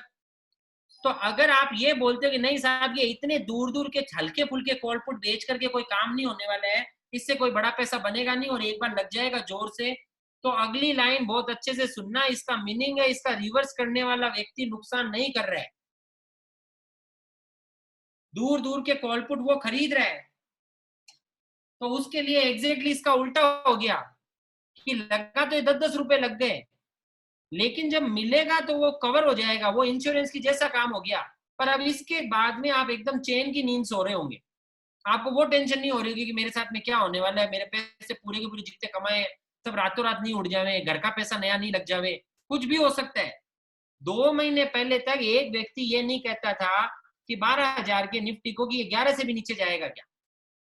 हर एक व्यक्ति का ये कहना था कि साहब अब तो मार्केट एकदम परफेक्ट हो गया है, नंबर 1। दूसरा बोलते थे अभी तो साहब एल्गोरिदम आ गए है ना, तो अब एल्गोरिदम के कारण अब बड़ी सेलिंग आ ही नहीं सकती या बड़ी बाइंग आ ही नहीं सकती, क्योंकि एल्गोरिदम ऑटोमेटिकली रिवर्स ट्रेड कर ही लेता है फटाफट, तो कभी भी बाजार के अंदर भूचाल नहीं आने देगा। तीसरा पॉइंट ये बोलता था कि एक्सचेंज ने इतना जबरदस्त रूल्स रेगुलेशन लगा दिए हैं कि बाजार के अंदर में कोई हेफ्टी मूवमेंट किसी के लिए पॉसिबल ही नहीं है कि बाजार को हिला देवे क्या। और हमने उसके बाद में लगातार दिन के अंदर में 2-2 हजार पॉइंट इधर उधर देख लिए, बिना कोई बड़ी खबर के हमने सर्किट देख ली, और वो सर्किट एकदम आराम से बाजार ने पचा लिए। तो मुद्दा है कि जो चीज हमको लग रही होती है कि नहीं ऐसा कभी नहीं हो सकता है, पता चलता है कि हम बहुत नजदीक खड़े होते हैं कि ऐसे होने के उसके। तो ओटीएम कॉल पुट यदि आपने बाई कर लिया तो आपकी ऑप्शन की सेलिंग स्ट्रेटेजी कितनी प्रॉफिटेबल रहती है, या उतना प्रॉफिट जितना आप हमेशा कमाते हो उतना रहता है कि नहीं रहता, मैं उस पर आर्ग्यूमेंट नहीं कर रहा हूँ फिलहाल, पर मैं ये कह रहा हूँ उसकी उम्र बढ़ जाएगी। ये स्ट्रेटेजी के चलने की उम्र बढ़ जाएगी, ये बहुत लंबे समय तक चलती रहेगी, और ये लंबे समय तक तभी चलेगी जब ऐसा कोई हेजिंग आपके साथ चल रहा हो, नहीं तो ये लंबे समय तक नहीं चलेगी। कोई ना कोई एक समय ऐसा आएगा कि वो एक ही बार के अंदर में बहुत लंबे समय तक का जो किया हुआ अपना इकट्ठा किया हुआ पैसा है वो चला जाएगा, और that is as good as speculation. This is what our view is. तो कोई फोर्स नहीं है, पर मेरा ये व्यू है। तो मैं अगर इसको बोलूंगा ये लो कॉस्ट हेजिंग है, और मैं बोलूंगा कि ये इट प्रोटेक्ट्स द रिस्क, और इसका नेगेटिव पॉइंट है कि वी पे टाइम वैल्यू, तो अर्निंग्स कम हो जाएगी। How do we decide which OTM? Okay, which OTM के लिए मैं अभी आता हूँ लास्ट में अभी, और फटाफट अभी एग्जैक्ट 5 बजे हैं, 55 मिनट्स हुए हैं अभी अपने, लगभग 15 से 20 मिनट अभी और डिस्कस करेंगे, उसके बाद क्वेश्चन आंसर्स लेंगे अभी अपन। तो यहाँ पर अपन आए कि भाई यहाँ पे हम लोग टाइम वैल्यू चुका रहे होते हैं, और उसके बाद में आता है कि can hedge with next expiry. Okay, so can hedge with next expiry, ये उन व्यक्तियों का आइडिया हो सकता है जो थीटा की कैलकुलेशंस करते हैं, उनको पता है eight the money current month का थीटा जो होता है वो ज्यादा होता है, तो कल को यदि मुझे रिस्क फील हो रही हो तो मैं जैसे मूव करता हूं तो मैं दूर के जो कॉल पुट है ना नेक्स्ट मंथ वाले, उनको बाई कर लूं। आप उनको भी बाई करोगे तो आप टाइम वैल्यू तो पे करने वाले ही हो, और फायदे के अंदर में आप रिस्क को प्रोटेक्ट भी करने वाले हो। ये दोनों पॉइंट ही वैलिड है। हालांकि इसके अंदर में कैलेंडर की जो रिस्क होती है वो एक एडिशनल आपके अकाउंट में खड़ी हो जाती है, कि कई बार ऐसा होता है कि मार्केट के अंदर में वॉलेटिलिटी मिसबिहेव करती है। करंट मंथ की वॉल जो है वो बड़ी हुई रह गई, नेक्स्ट मंथ की वॉल टूट गई, क्योंकि जो बड़ा इवेंट है वो करंट मंथ में है, नेक्स्ट मंथ में बड़ा इवेंट नहीं है, ऐसा कुछ होता है। अभी आप क्रूड के जो प्राइसेस है ना उनको यदि आप चेक करोगे तो आपको दिखेगा कितना बड़ा फ्यूचर टू फ्यूचर डिफरेंस है। 1700 रुपया करंट मंथ फ्यूचर चल रहा था, तो नेक्स्ट मंथ का फ्यूचर 2200 रुपये चल रहा है। वो फ्यूचर कैलेंडर स्प्रेड है, पर कैलेंडर की एक अलग तरीके की रिस्क होती है। पर फिर भी क्योंकि एक ही स्ट्राइक है, एक ही अंडरलाइंग है, और स्टॉक जो है वो फुल्ली लिक्विड है, उसकी डिलीवरी का भी ट्रांजेक्शन चाहे तो कर सकते हैं, तो उसमें रिस्क कम रहती है, तो वैलिड पॉइंट है ये। और roll up the profit making strike, यहाँ पर इनका कहने का मतलब है कि मेरे को पुट में पैसा आ गया है, पुट मुझे बाजार बढ़ा है तो पुट में प्रॉफिट आ रहा है, तो पुट का प्रॉफिट आ रहा है तो पुट का तो प्रॉफिट कवर कर लो, और अब इन द मनी पुट को बेच दो। इनका कहने का पॉइंट ये है, ताकि डेल्टा वापस न्यूट्रल हो गया, इन द मनी कॉल और इन द मनी पुट बिके हुए रह गए। तो यहाँ पे आपने स्ट्राइक शिफ्ट की, स्ट्राइक शिफ्ट की तो टाइम वैल्यू आपको मिल रहा है, ये बेनिफिट वाला पॉइंट है। लेकिन नुकसान वाला पॉइंट ये है कि ट्रांजेक्शन कॉस्ट आपको अच्छे से लगने वाली है, क्योंकि पूरे के पूरे 1000 के 1000 क्वांटिटी आप ट्रेड करोगे। चलो अब इसके बाद में अपन एक मुद्दे पे और आते हैं, और अब अपन समझते हैं, इतना सारा समझा तो कंक्लूजन क्या है। इंपॉर्टेंट तो वो पॉइंट था, तो कंक्लूजन के अंदर में एक पॉइंट जो है जो बहुत बड़ा काम कर सकता है फ्रेंड्स, वो है कॉन्सेप्ट ऑफ सिंथेटिक फ्यूचर्स, कि सिंथेटिक फ्यूचर्स के थ्रू भी डेल्टा न्यूट्रल हो सकता है। सिंथेटिक फ्यूचर क्या होता है? तो एक कॉल बाई किया प्लस एक पुट सेल किया इज इक्वल टू एक फ्यूचर बाई किया हो जाता है।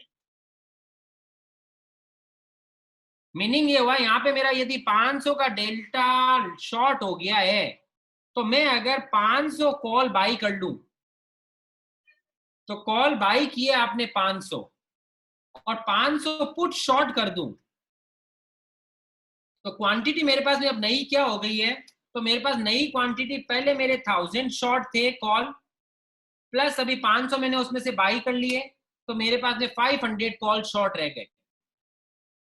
अब जितने कॉल मैंने जिस स्ट्राइक के बाई किए हैं उसी स्ट्राइक के मैंने पुट शॉर्ट कर दिए, तो पुट मेरे 1500 हो गए, strike out of the money है। अब मेरी जो क्वांटिटी जो पहले 2000 थी फ्रेंड्स, मेरी क्वांटिटी अभी भी 2000 ही है। इसका मतलब मेरा मार्जिन जो है वो का वही है। टाइम वैल्यू सेम स्ट्राइक के कॉल और पुट में सेम होती है, ऑप्शन इन द मनी हो जाता है, तो प्रीमियम कॉल का बढ़ गया, पुट का घट गया, बिकॉज ऑफ इंट्रिंसिक वैल्यू। अच्छे से समझना, इंट्रिंसिक वैल्यू के कारण कॉल बढ़ गया है, पुट घट गया है, लेकिन टाइम वैल्यू तो दोनों में सेम ही है, क्योंकि स्ट्राइक सेम है और स्ट्राइक का थीटा सेम होता है, सेम स्ट्राइक का। तो टाइम वैल्यू आपके पास वो की वही है, तो आपने कोई टाइम वैल्यू पे नहीं की, मार्जिन आपका बढ़ा नहीं क्योंकि क्वांटिटी वो की वही है, टाइम वैल्यू आपने पे किया नहीं, वो का वही है। पर अब आपका पोर्टफोलियो डेल्टा क्या हो गया, तो ये 500 वाला स्ट्राइक था, इसका जो डेल्टा था वो था 0.75, और यहां पर ये 1500 क्वांटिटी थी और इसका डेल्टा था 0.25। तो अगर दोनों का ओवरऑल डेल्टा निकालेंगे तो पता चलेगा कि आप अगेन डेल्टा न्यूट्रल हो गए हो। फ्रेंड्स, बहुत अच्छे से समझने जैसा पॉइंट है। आपने पूरी की पूरी पोजीशन को सिंथेटिक फ्यूचर से यदि न्यूट्रल की तो आपका मार्जिन वो वही रह गया। आपकी पोजीशन में टाइम वैल्यू जितना आपको पहले थीटा दिख रहा था कमाने का, सेम थीटा वहां का वही है।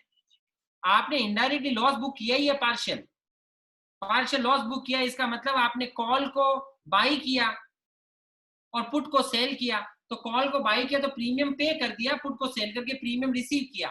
पर जो प्रीमियम रिसीव किया वो थोड़ा ही मिलने वाला है, पर जो प्रीमियम पे किया वो ज्यादा, क्योंकि उसमें इंट्रिंसिक वैल्यू पे की है। पर क्योंकि अभी हमको नहीं पता है 10,400 के बाद बाजार 10,800 होएगा या वापस 10,000 होगा, इसलिए हमको डेल्टा न्यूट्रल करना जरूरी है। हम डेल्टा न्यूट्रल किए तो इसका मतलब हम वापस तेजी मंदी को बैलेंस कर लिए हैं। बाजार अगर इधर ही रहा तो वी विल मेक मनी। तो मंदर का क्वेश्चन है कि कौन सी स्ट्राइक से सेल करना चाहिए। तो दोस्त, जो स्ट्राइक का स्ट्रेडल आपने बेचा है आप उसी स्ट्राइक पर ही खड़े हो, आप नई स्ट्राइक चूज नहीं कर रहे हो। नई स्ट्राइक तो आप तभी चूज करोगे जब आपको ये दिख गया हो कि इसमें जितना भी क्रीम था वो पूरा निकल चुका है, अब इसमें कोई स्कोप रहा ही नहीं है इसमें कमाने का, टाइम वैल्यू खत्म हो गई है, खाली इंट्रिंसिक पे आ गए हैं, तो आप उस पूरी की पूरी स्ट्राइक वो ऑटोमेटिकली खत्म हो चुकी होगी। अदरवाइज जब तक उसमें मलाई है तब तक वही स्ट्राइक के ही सिंथेटिक के ऊपर में आप काम करते जाओगे। ये करने का इनडायरेक्ट मीनिंग क्या है वो बहुत अच्छे से समझना। जिन लोगों ने बोला था हम फ्यूचर से डेल्टा न्यूट्रल कर लेंगे, जिन लोगों ने बोला था हम एट द मनी से, सॉरी हम लोग इक्विटी से डेल्टा न्यूट्रल कर लेंगे, वो सब इनडायरेक्टली यही काम कर रहे हैं। लेकिन वहां पर नया फंड बढ़ाने की जगह यहाँ पर फंड वहीं का वहीं रह गया। फ्रेंड्स, बहुत अच्छे से समझने जैसा है, एक्सचेंज ने अपने लेवल पे बहुत अच्छे से रिस्क मैनेजमेंट किया है, लेकिन कुछ ऐसे रूल्स रेगुलेशंस हैं जिसके कारण से इसके अंदर अंदर में यदि इनके सिंथेटिक प्रोविजंस को अच्छे से समझा जाए, स्ट्रेडल के बिहेवियर को अच्छे से समझा जाए, ग्रीक्स को अच्छे से समझा जाए, तो पता चलता है हमको बहुत सारा बेनिफिट घर बैठे मिल सकता है। इस एग्जाम्पल को मैं कैसे कोरिलेट करूं, मैं कुछ इस तरीके से इसको कोरिलेट करने की कोशिश करता हूं कि सिचुएशन कोई ऐसी कोई जगह होती है जहां सिचुएशन एक ही है, लेकिन कुछ लोगों को बहुत ज्यादा रूल्स पता होते हैं, तो वो रूल्स पता होते हैं उसके कारण से वो उसी फंसी हुई पोजीशन के अंदर से भी एडिशनल बेनिफिट उठा सकते होते हैं। इनकम टैक्स के प्रोविजन हैं, प्रोविजन सारे के सारे लिखे हुए हैं, पर उस प्रोविजन में कोई व्यक्ति टैक्स प्लानिंग करके बहुत बड़ा पैसा कमा सकता है, बहुत बड़ा पैसा बचा सकता है। तो द सेम वे यहाँ पर ये नॉलेज का जो बेनिफिट है वो ये है, ऑप्शंस का कुछ एक गुणधर्म है जो बहुत अच्छा है। उसका गुणधर्म ये है कि ऑप्शन में daily mark to market profit loss नहीं होता। किन किन लोगों को पता है ये, यस और नो में बताओ। ऑप्शंस में daily M to M P and L नहीं होता है, जैसा फ्यूचर में daily mark to market profit loss होता है वैसा ऑप्शन में नहीं होता है। तो मैं जो लाइन बोल रहा हूं अगर वो सही है तो लिखो यस। जिन जिनको ये पता है कि ऑप्शन में daily mark to market losses नहीं आते हैं वो लोग लिखो यस। एक simple line, can you believe this, कि लोगों के करोड़ों रुपए इसने बचाए हैं। एक सिंपल लाइन ने लोगों के करोड़ों रुपए बचाए हैं। कई लोग ऐसे हैं जो मार्केट के अंदर में ओरिजिनल फ्यूचर से तेजी करते हैं। बाजार जितना टूटा, अभी 12,000 का बाजार एक लेवल पे 8,000 के नीचे आ गया था, समझने जैसा पॉइंट है। शुरुआत के अंदर में निफ्टी के अंदर ऑलमोस्ट 10% का मार्जिन था, इसका मतलब 12,000 पे कोई निफ्टी लॉन्ग करता है तो उसने 1,200 रुपए रखे थे मार्जिन के नाम पे। 1,200 रुपए रखे हुए आदमी को 4,000 का तो मार्क टू मार्केट लॉस मांगा एक्सचेंज ने कि तुम 4,000 पॉइंट तो लॉस के भरो, मार्जिन का अलग है, और यदि तुम 4,000 पॉइंट लॉस के नहीं भर सकते तो तुम्हारी पोजीशन कट। बहुत अच्छे से समझो इस पॉइंट को। अब वो व्यक्ति ये बोलता है मेरे पास में 2 करोड़ का माल पड़ा है, उसको यूज कर लो ना भाई, मार्जिन का तुमको क्या रिस्क है, कोई मेरे को नुकसान हुआ तो मैं भाग जाऊंगा, वो तो पॉइंट नहीं है ना, मार्जिन का स्टॉक तो रख रखा है मैंने। लेकिन एक्सचेंज बोलेगा या मेंबर बोलेगा नहीं, M2M लॉस आया, आपका लेजर डेबिट हो गया है, आपको पैसा देना ही पड़ेगा, आपको पैसा देना ही पड़ेगा, और आपको पैसा देना ही पड़ेगा। अगर आप नहीं दोगे तो पोजीशन कट जाएगी। अब उसी की जगह यदि किसी ने सिंथेटिक फ्यूचर लॉन्ग किया होता तो बाजार जितना टूटता, उसको कोई भी तरीके का मार्क टू मार्केट लॉस नहीं आता, उसका मार्जिन बढ़ता जाता। फ्रेंड्स अच्छे से समझना, एक्सचेंज ने इसमें कोई रिस्क नहीं लिया। बाजार यदि 4000 पॉइंट टूटा है तो आपको 4000 पॉइंट का लॉस हो रहा है, खाली 1200 पॉइंट पे वो आपका सिंथेटिक फ्यूचर नहीं चला रहा है, वो आपके मार्जिन को 4000 पॉइंट और बढ़ा देगा, और अब आपका मार्जिन हो जाएगा 5200 पॉइंट्स का। जो पहले 1200 पॉइंट तो मार्जिन के और 4000 पॉइंट का M2M लॉस, तो वो बोलेगा 5200 का स्टॉक रखो, जो पहले 1200 का रखा था तुमने, पर आपके पास तो करोड़ों का स्टॉक पड़ा है, तो बोला स्टॉक ले लो भैया, जितना चाहिए उतना, मेरा मार्जिन पड़ा है कोलेटरल पे। तो यदि आपका कोलेटरल सफिशिएंट है तो उसको कभी भी आपको हिलाने की जरूरत नहीं है। पूरा का पूरा वो 8000 देख करके वापस 9000 भी आ गया, और शायद वो 16000 भी देख लेगा। लेकिन वो व्यक्ति जिसके पास M2M भरने के लिए नहीं था और उसने ओरिजिनल फ्यूचर खरीदा था, उन सब के M2M लॉसेस बुक हो चुके हैं, वो मार्केट से एग्जिट हो चुके हैं। अब ये एक पॉइंट, अब ऐसे तो पता नहीं कितने अलग अलग पॉइंट्स हैं जिनको यदि हम अच्छे से समझें तो अपने को पता चले कि it can save us from the big disaster. ये इसी तरीके से एक सिंथेटिक फ्यूचर का यहाँ पे ये हेजिंग का कॉन्सेप्ट है। ऑप्शन बेचना रिस्की नहीं है, पर रिस्क को मैनेज नहीं करना रिस्की है। रिस्क को मैनेज करने के लिए आप out of the money options को बाई कर सकते हो। तो अब आता है एक क्वेश्चन जो पहले किसी ने पूछा था कि कौन सा ऑप्शन बाई करने का। तो कौन सा ऑप्शन बाई करने का, इसका कोई फिक्स फॉर्मूला किसी के पास में भी नहीं है दुनिया में। बहुत सारी ऑप्शंस की बुक्स पढ़ चुका हूं मैं। कोई भी व्यक्ति अगर ये बोले कि ये एक फिक्स मिश्रण है कि ये ले लो बस, ये दवाई और हमेशा काम करेगी, ऐसा कोई ऑप्शन नहीं है। इसका एग्जाम्पल पहले क्रिएट करता हूं और उसके बाद में इसका आंसर देता हूं कि आंसर सही क्या है। 10,000 में कोई व्यक्ति निफ्टी का फ्यूचर बाई करता है, टेक्निकल ट्रेडिंग करता है। पहला जो ट्रेडर है ना वो है एक है बी, एक है सी। ए का ये रूल है कि भैया मैं हर 100 पॉइंट का स्टॉप लॉस लगाता हूँ। 100 पॉइंट यदि निफ्टी हिल जाती है तो मैं निकल जाता हूँ, मतलब स्टॉप लॉस अगर लॉस हो रहा होता है तो मैं निकल जाता हूँ। बी बोलता है मैं 300 पॉइंट पे स्टॉप लॉस लगाता हूँ, और सी बोलता है मैं नो स्टॉप लॉस के साथ काम करता हूँ।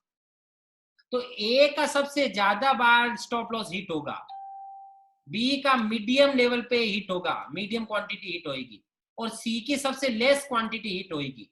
पर ए को लॉस हिट होगा तो हमेशा स्मॉल लॉसेस ही होंगे, बी को मीडियम लॉस होंगे, और सी तो जब लॉस करेगा तब डिजास्टर खड़ा करेगा। यस और नो, यस और नो। तीनों के तीनों ने 10,000 में फ्यूचर खरीदा है निफ्टी का। तीनों का तरीका ये है कि भैया एक बोलता है 100 का लॉस होता है तो काट देता हूँ, दूसरा बोलता है 300 का लॉस होता है तो काट देता हूँ, तीसरा बोलता है मैं लॉस स्टॉप लॉस नहीं लगाता हूँ, लॉस होता है तो मैं खड़े रहता हूँ, प्रॉफिट होता है तो मैं निकल जाता हूँ। अब मेरा जो क्वेश्चन है ना यहाँ पर, इसमें से आप किसी भी एक व्यक्ति को सही नहीं बता सकते हो। आप अगर बोलो ए सही है तो ऐसे 50 इवेंट मिल जाएंगे जिसमें एक का जो तरीका था ना वो लॉस मेकिंग हुआ साबित, और बी सही निकला। बी वाले को गिनोगे तो ऐसे 100 पॉइंट मिल जाएंगे जिसमें बी गलत साबित हुआ, सी सही निकला।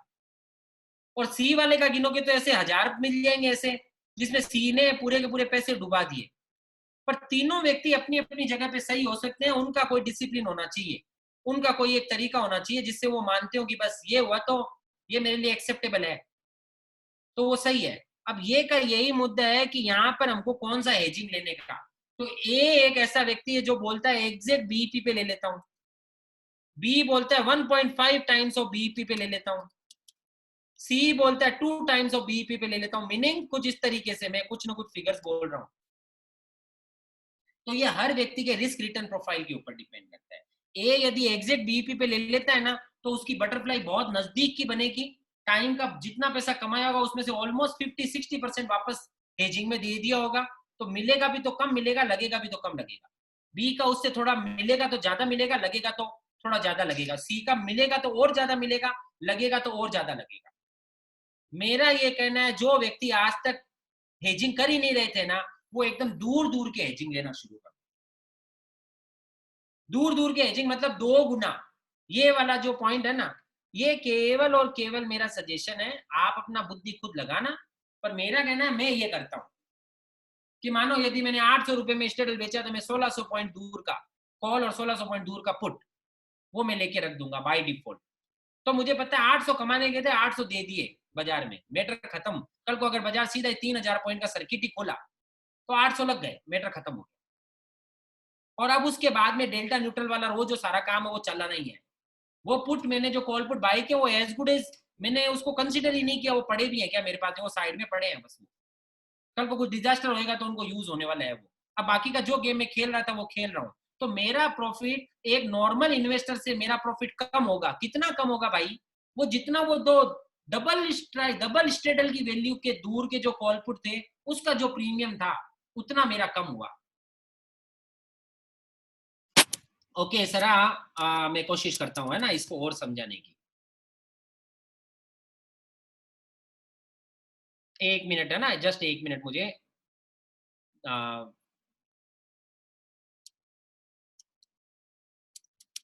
इनका जो सरा का क्वेश्चन है मेरे पास में कि इसको थोड़ा सा और डिटेल में समझा सकते हैं क्या, तो मैं वही देख रहा हूँ, कोशिश कर रहा हूँ कि मैं कैसे इसको एक्सप्लेन करूँ।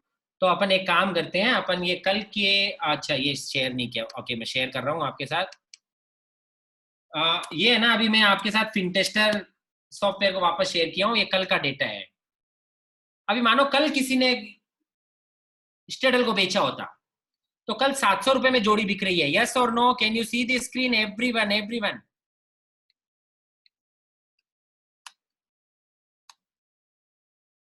हाँ तो मैंने एकदम ऑप्शन चेन ले लिया है मैंने, वसीम है ना। ओके तो ये 700 पे मतलब ये कॉल जो है कल का क्लोजिंग 363 है, 8900 वाला, और पुट 333 है। मार्केट 8930 था, 8900 स्ट्रेडल एट द मनी है। मोटा मोटा अपने को लगभग जो है 696 मतलब 700 रुपए मिल रहे थे। 700 रुपए मिल रहे थे तो इसका मतलब है 1400 पॉइंट दूर के कॉल पुट के बारे में सोचा जा सकता है। तो 1400 पॉइंट दूर का पुट जो है वो 51 रुपीज का चल रहा है। Can you see this? 7500 का पुट 51 रुपीज चल रहा है। यस और नो माय डियर फ्रेंड्स? ये कल की बात कर रहा हूं मैं, अभी आज का डेटा इसमें अपलोड नहीं हुआ है। यस और वैसे का वैसे 1400 पॉइंट ऊपर का कॉल देखते हैं तो 10,000 8,900 प्लस 1400 तो 10,300। 10,300 का कॉल 16 रुपए चल रहा है। तो 50 और 16 मतलब 66 रुपीज आपने पे कर दिए। तो आपको लगभग जो 700 रुपी का स्ट्रेडल आपका बिक रहा था, 700 पॉइंट का जो स्ट्रेडल बिक रहा था, तो आपको पूरा 700 कमाने का स्कोप था।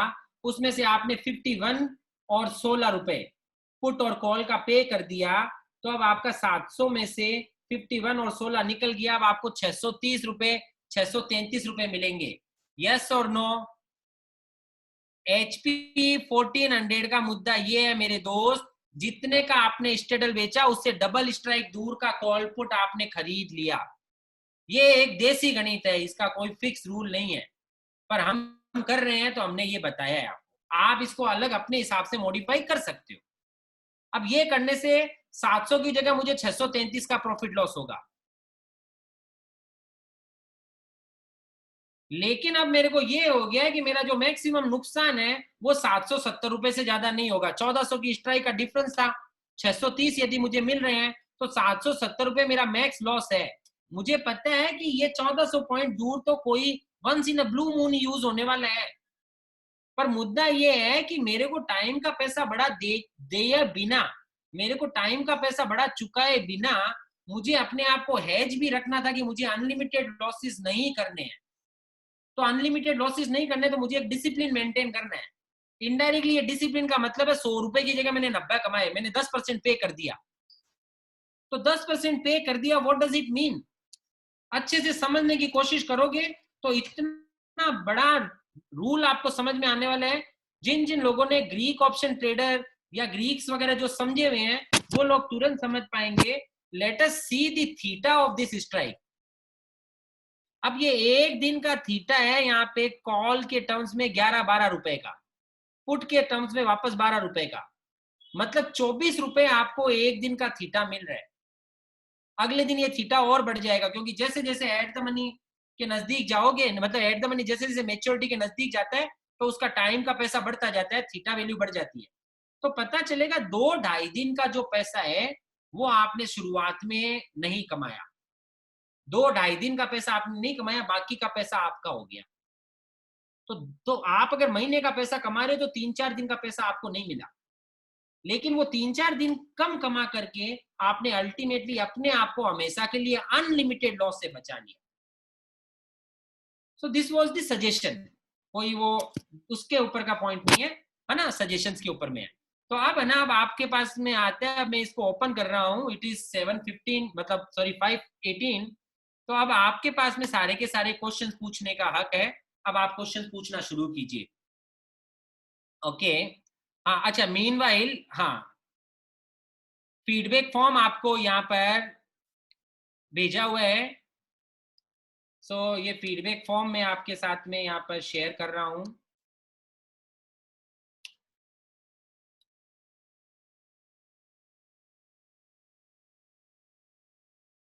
Okay so Rajesh ji, okay how can we learn delta. देखो डेल्टा गामा ये जो कुछ चीजें है ना, ये सब कुछ आपको अगर सीखनी हो तो YouTube वगैरह उन सब के ऊपर में भी काफी कुछ कंटेंट अवेलेबल है। फिन आइडियाज भी बहुत सारी चीजों को ऑलरेडी भी ऐसा रखता है कि फिन आइडियाज के अंदर में इन सब चीजों के ऑनलाइन कोर्सेज हैं, तो उस वो कोर्सेज की इंफॉर्मेशन भी आप आराम से देख सकते हो। हमारी वेबसाइट पे ही finideas.com पे कोर्सेज के नाम पे इंफॉर्मेशन है, वहां पे आपको दिख जाएगा। बेसिक ऑप्शन ट्रेडर, जिसमें कॉल क्या है पुट क्या है वहां से शुरू किया है और सारी स्ट्रेटेजीज को समझाया हुआ है, ओपन इंटरेस्ट सिंथेटिक्स ये सब कुछ। Greek option trader delta gamma vega theta rho और डिस्पर्जन थियरी और कई ऑप्शंस की ग्रीक बेस्ड थियरीज को समझाया हुआ है। और प्रोफेशनल ऑप्शन ट्रेडर, इसमें हमको जितना आता है ऑप्शन के बारे में वो सब कुछ अपन ने यहाँ पे रख दिया है। तो ये सब कुछ रखे हुए ऑनलाइन कोर्सेज हैं, इनके थ्रू आप राजेश जी ये सब कुछ समझ सकते हो, तो आप ये सब कुछ जान सकते हो वहां से। Yes, next question, what will happen if market starts reversing after one creates synthetic future. Okay so synthetic future हमने बना लिया है और मार्केट यदि रिवर्स होता है तो वही सब कुछ होने वाला है जो हमारा डेल्टा न्यूट्रल में होता है। Delta neutral indirectly Atul ji थप्पड़ खाने वाली एक स्ट्रेटेजी है। इसका मीनिंग ये होता है यदि मार्केट ऊपर गया तो आप बेरिश पोजीशन पे आ गए, लेकिन वो ऊपर जाने के बाद में अब आपको नहीं पता है कि मार्केट अभी और ऊपर जाएगा या नीचे जाएगा। पर डेल्टा न्यूट्रल नहीं करते और डेल्टा न्यूट्रल करते हैं, उसमें क्या डिफरेंस है, कभी अगला सेशन कभी एडवांस सेशन चलेगा तो मैं वॉल एज के ऊपर आपको ये समझा पाऊंगा, पर आपको अभी यहाँ पे एकदम सिंपल समझाता हूँ कि ये जो जैसे वो आपका ये जो अपना आ रहा है ना अभी ये पूरा का पूरा कोरोना का इफेक्ट, तो वो कैसा है, मल्टीफोल्ड इफेक्ट है। वो मल्टीफोल्ड इफेक्ट अगर बचना होना तो उसके लिए डेल्टा न्यूट्रल अपने आप में एक बहुत जरूरी पॉइंट है। डेल्टा न्यूट्रल करने से ये तो फील होता है कि अरे यार बाजार देखो ऊपर गया, मेरा डेल्टा न्यूट्रल कराने के लिए कॉल बाई करवा दिया, पुट बिक गए और बाजार वापस नीचे आए, मेरे पूरे रिवर्स करने पड़े मुझे। लेकिन आप देखोगे ना तो जो एक्सट्रीम हुआ लॉस का वो बहुत स्लो था, कि यदि अपने नहीं किया होता और उतना ही पॉइंट यदि बाजार बढ़ गया होता तो मल्टीफोल्ड इफेक्ट के अंदर में अपने लॉसेस बढ़ गए होते। तो जब आप डेल्टा को एक बार या तो डेल्टा न्यूट्रल वाली प्रोसेस को एक बार करके देखोगे ना वॉल एज में तो समझ में आएगा। सिंपल इतना ही करके देखना है कि बाजार में मूवमेंट लेके आओ, ऊपर नीचे ऊपर नीचे ऊपर नीचे और वन साइडेड भी लेके जाओ, और ये देखो यदि डेल्टा नहीं किया तो क्या अल्टीमेटली इंपैक्ट रहा, और यदि डेल्टा न्यूट्रल कर लिया तो और उसके बाद अगर बाजार ऊपर गया तो मुझे कितना लॉस रहा, और यदि नहीं किया होता तो कितना होता। खाली इतना सा पॉइंट अगर आप देखोगे तो आपको समझ में आ जाएगा कि डेल्टा न्यूट्रल करने से आप अपने लॉसेस की जो स्पीड है उसको बहुत ड्रास्टिकल लेवल पे कम कर देते हो। एक पॉइंट हमको एकदम अच्छे से समझना है, हम सबको ऑप्शन बेचने वाले को बाजार की तेजी मंदी से कोई भी तरीके का लेना देना नहीं था। ऑप्शन बेचने वाले का तो एक ही धर्म था कि मुझे टाइम का पैसा कमाना है, और उसका एक ही शत्रु था कि बाजार यदि मूव किया ना वन साइडेड कोई भी साइड तो मुझे लॉस होगा, तो मुझे अपने आप को बड़े लॉस से बचाना है और मुझे टाइम का पैसा कमाना है। तो टाइम का पैसा फ्री का नहीं है कि हम बैठे रहेंगे यहीं पे ही और बाजार घूम घाम करके सारी दुनिया वापस यहीं पे आ जाएगा। अगर ये सोच 12,000 का स्टेटल जिसने बेचा था वो अगर यही सोच रखा होता तो वो अभी दुनिया में नहीं है। उसने बहुत बड़े लॉसेस कर लिए होंगे। तो मुद्दा वहां पर एकदम क्लियर है। लेकिन जिसने डेल्टा न्यूट्रल किया है, तो पता चले सरप्राइजिंगली आपको कुछ ऐसा डेटा भी मिल जावे कि अल्टीमेटली वो प्रॉफिट में आ चुका है। 12,000 के स्टेडल से शॉर्ट करते करते, मेंटेन करते करते करते करते वो अभी पैसे कमा चुका है, क्योंकि ये एक महीना, ये जो लास्ट के 15 दिन है, ऑप्शंस बेचने वालों की लॉटरी लगा दी है। 1500-1600 रुपए जो 1 तारीख को जोड़ी चल रही थी, वो 600 रुपए पे आ गई है। और वो 1600 रुपए वाला स्टेडल ऑलमोस्ट उसी रेंज में चल रहा है। मतलब 8,000 के लेवल पे भी जिस व्यक्ति उस एक महीने पहले, मतलब 15 दिन पहले 8,000 का भी जिसने स्टेडल बेचा है ना, वो अभी 9,000 बाजार आ गया, पर वो अभी भी प्रॉफिट में खड़ा है। तो मुद्दा है कि अगर वापस रिवर्स आता है तो आपको फिर से डेल्टा न्यूट्रल करना है, फिर से वही रिवर्स ट्रेड करना है, वही थप्पड़ खाने का खेल खेलना है। पर वो आपको थप्पड़ लगातार खाते रहोगे तो बड़ा मुक्का नहीं लगेगा, नहीं तो छोटे छोटे थप्पड़ से बचने के चक्कर में एक बार बहुत बड़ा धक्का लगेगा। तो ये मुद्दा था। अगला है when should we hedge delta on what changes of underlying. Okay, so ये वाइट ट्रेडर का एक क्वेश्चन है, when should we hedge delta. वैसे तो इस क्वेश्चन का आंसर मैंने उसमें दिया था कि कितना स्टॉप लॉस लगाने का, ये हर व्यक्ति का अलग अलग पॉइंट है, लेकिन फिर भी इसका एक फिक्स सिस्टम भी बनाया हुआ है अपन ने। तो वो सिस्टम के ऊपर से भी आप थोड़ा सा कुछ बुद्धि लगा सकते होते हो कि इसको कैसे अपन अलग अलग लेवल पे न्यूट्रल कर सकते हैं। तो नॉर्मली जो स्ट्रेडल की वैल्यू आती है, उस वैल्यू के आप टुकड़े कर सकते हो, 1/10 और 1/5। मतलब यदि अब स्ट्रेडल चल रहा है, अभी मानो शुरुआत में 1500 रुपए, तो 1/10 था 150 रुपया, तो 150 पॉइंट निफ्टी ले तो मैं कुछ एक्शन लूंगा। और दूसरा व्यक्ति था जो सेफ खेलना चाहता, जो मतलब कम ट्रेड करना चाहता है, तो वो 300 पॉइंट निफ्टी ले 1/5, तो मैं डेल्टा न्यूट्रल करूंगा। और जैसे जैसे वो स्ट्रेडल की वैल्यू नजदीक आती जाएगी, आपका जो डेल्टा न्यूट्रल का जो मूवमेंट है वो भी नजदीक आता जाएगा और आपका डेल्टा फास्ट होना शुरू हो जाएगा। क्योंकि मेच्योरिटी के नजदीक में, आज एक्सपायरी का डे है, तो हो सकता है 100 रुपए की जोड़ी चलती हो, 200 रुपए की जोड़ी चलती, तो वो 100, 150, 200 रुपए में तो आप 200 पॉइंट मूवमेंट पे यदि एक्शन लेने जाओगे तो लॉसेस में खड़े हो जाओगे।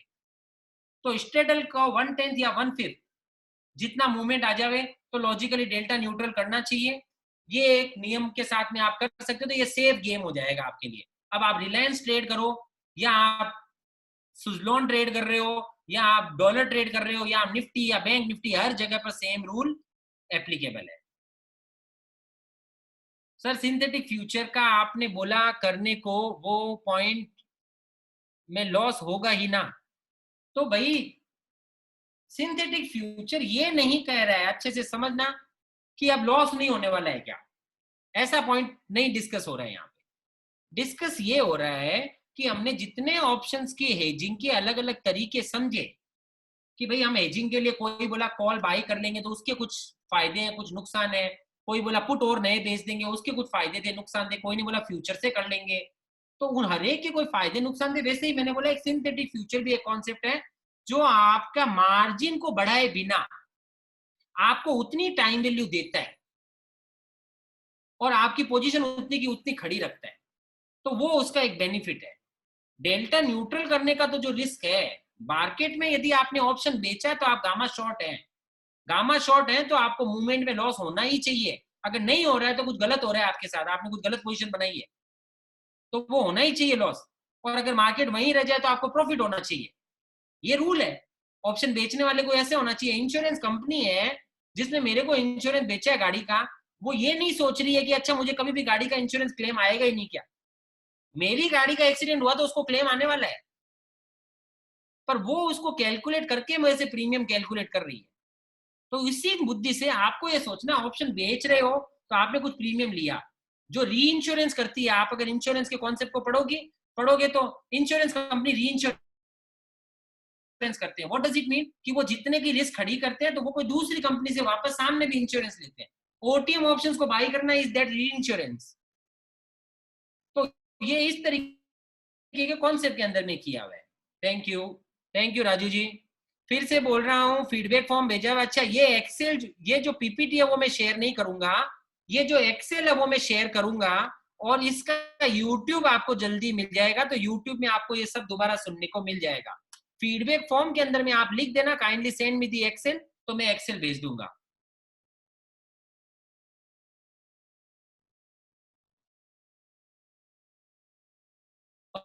ओके अगला क्वेश्चन में कुछ क्वेश्चन है ना इधर उधर आगे पीछे हो गए हैं, तो कुछ भी हो ना आपका जिसका क्वेश्चन छूट जाए, मैं बहुत क्विकली चला रहा हूँ अब क्वेश्चंस को।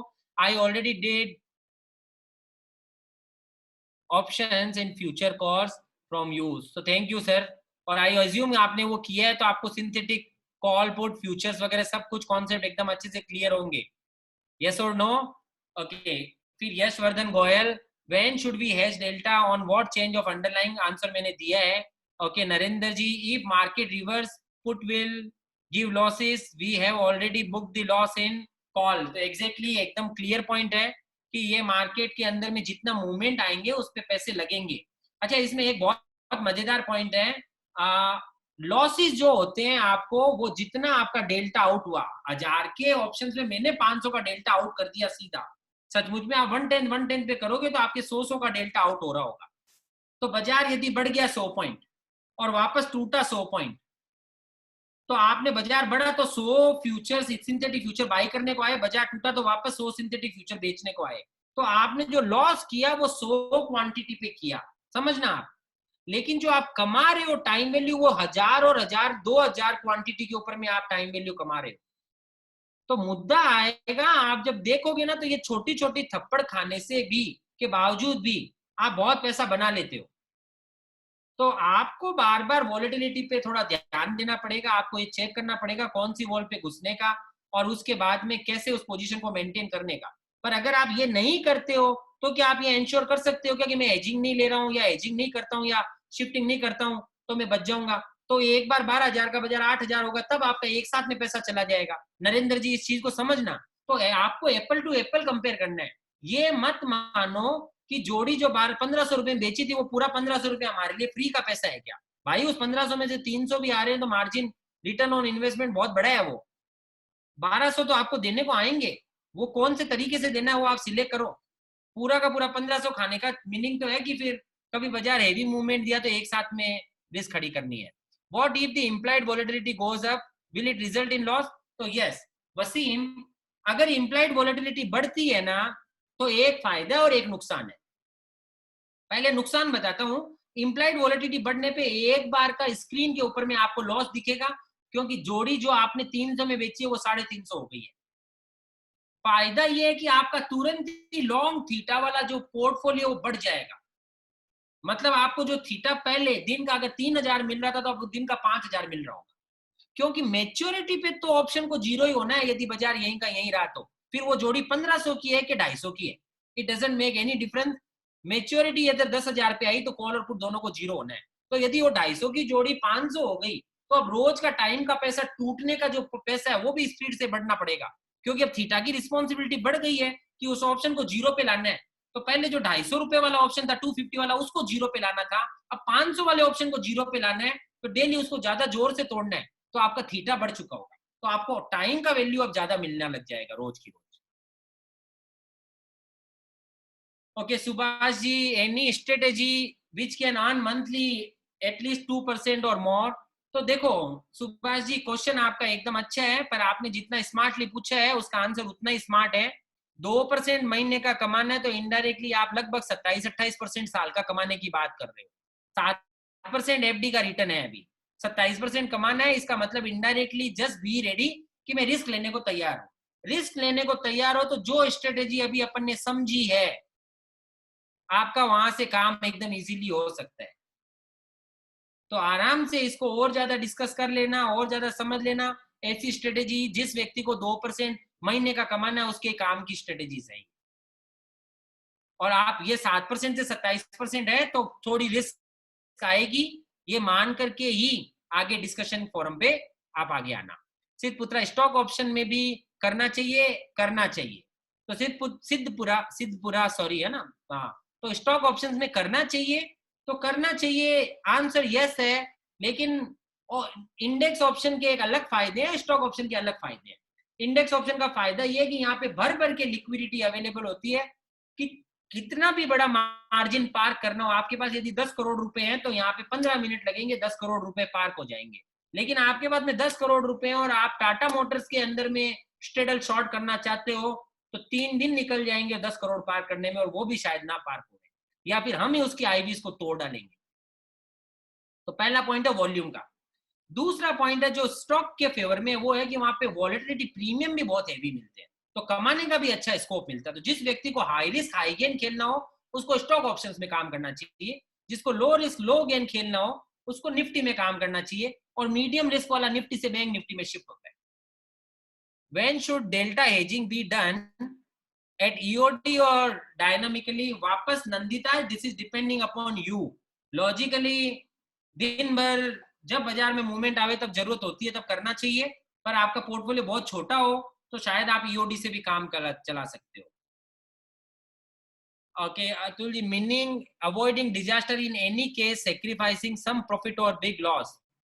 Yes, okay, yeah. So ये आपका स्टेटमेंट है। Okay, got it, thank you. फिर स्ट्रेंगल शॉर्ट करके डेल्टा न्यूट्रल में योर ओपिनियन। तो रितेश, स्ट्रेंगल शॉर्ट करके डेल्टा न्यूट्रल करने वाला जो ओपिनियन है उसमें भी सेम वही सिंथेटिक को यूज कर सकते हो। वहां पर बस इतना ही फर्क है, स्ट्रेडल के अंदर में आप सेम स्ट्राइक से ही कंटिन्यूसली डेल्टा न्यूट्रल करते हो।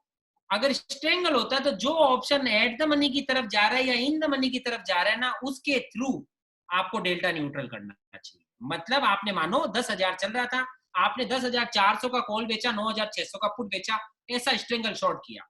बाजार 10,500 600 की तरफ जा रहा है, तो अब आपका कॉल इन द मनी हो रहा है। अब आपको सिंथेटिक से जो डेल्टा न्यूट्रल करना है तो कॉल वाली जो स्ट्राइक है ना उससे डेल्टा न्यूट्रल कर लो, तो सबसे कम क्वांटिटी से आपका डेल्टा न्यूट्रल हो जाएगा और आपका काम हो जाएगा। और वैसा यदि बाजार टूट रहा हो तो पुट वाली स्ट्राइक से डेल्टा न्यूट्रल कर लो, मार्जिन वो का वही रहने वाला है, आपका मार्जिन चेंज नहीं होगा। अगर जो स्ट्राइक बेची है वो स्ट्राइक को आप सिंथेटिक में यूज करते हो तो काम हो जाएगा। Vinod ji, thanks for the compliment. Rishu, volatility VIX is being big enemy of option seller. Rishu, वैसे ये स्टेटमेंट पूरा नहीं है आपका। Volatility VIX is big enemy of option seller, ये लाइन को अगर मैं ऐसा बोलूं, volatility VIX is biggest friend of option seller, depend करता है वॉलेटिलिटी या विक्स किस साइड गया। अगर वो बढ़ता है तो एनिमी है, अगर वो घट रहा है तो फायदा दिया। जब बेचते हो उस समय पे अगर वो बढ़ा हुआ था और जब काटते हो उस समय तक में वो घट गया तो आपके लिए फायदेमंद भी तो वही है। तो विक्स से ज्यादा बड़ा जो टेंशन आपको दे रहा है ना, वो एक्चुअली आपको मूवमेंट दे रहा है। इशू समझने जैसा पॉइंट है। वॉल अचानक बढ़ गई पर बाजार 10 का 10 खड़ा है तो कोई भी आदमी को मैंने लॉस बुक करते नहीं देखा है। मतलब 10,000 की जोड़ी थी, आप 10,000 पे खड़ा था, आपने 500 रुपए में स्टेडल बेचा, बाजार में विक्स बढ़ गई, 500 का स्टेडल 600 हो गया, 650 हो गया, लेकिन बाजार 10 का 10 है, तो मैंने किसी को लॉस बुक करते नहीं देखा है। नॉर्मली सब खड़े रहते हैं एकदम आराम से, क्योंकि उनको पता है बाजार 10 का 10 रहा तो टेंशन नहीं है, पैसे निकाल लेंगे। प्रॉब्लम मूवमेंट का आता है। तो जो जो डेल्टा है ना वो रिस्क खड़ी करता है, उसके लिए आपको डेल्टा न्यूट्रल करने का जो तरीका है उसके ऊपर में ज्यादा फोकस करना चाहिए। Okay, any suggestion for weekly selling options? तो नरेंद्र जी, आपका क्वेश्चन अच्छा है। जिसको बहुत हाई रिस्क हाई गेन खेलना हो तो वीकली ऑप्शंस को सेल करके, क्योंकि फास्ट पैसा मिलता है वहां पे, लगता भी फास्ट है, वो चूज कर सकता है। हाँ, एक पॉइंट और है, जो लोग मंथली ऑप्शन बेचते हैं वो लोग वीकली ऑप्शंस में भी स्ट्रेंगल को लॉन्ग कर सकते हैं। बहुत अच्छे से समझना, ये पॉइंट रह गया था। मानो कि आपने जोड़ी बेची दूर, मतलब eight the money, April month की एंड की, और अभी 9 तारीख अप्रैल को आया ये पहला एक्सपायरी वीकली का, 16 को आया दूसरा, फिर उसके बाद 23 को आएगा तीसरा। आपने क्या किया, 30 तारीख वाले स्ट्रेडल को तो बेचा, और 23 तारीख वाला जो स्ट्रेंगल था ना वो आपने बाई कर लिया दूर का। अब उसका प्रीमियम जो यहाँ पे अपने को जो 70 रुपया दिख रहा था ना, मैं एक बार कोशिश करता हूँ, शायद डेटा दिख जाएगा, 1 मिनट।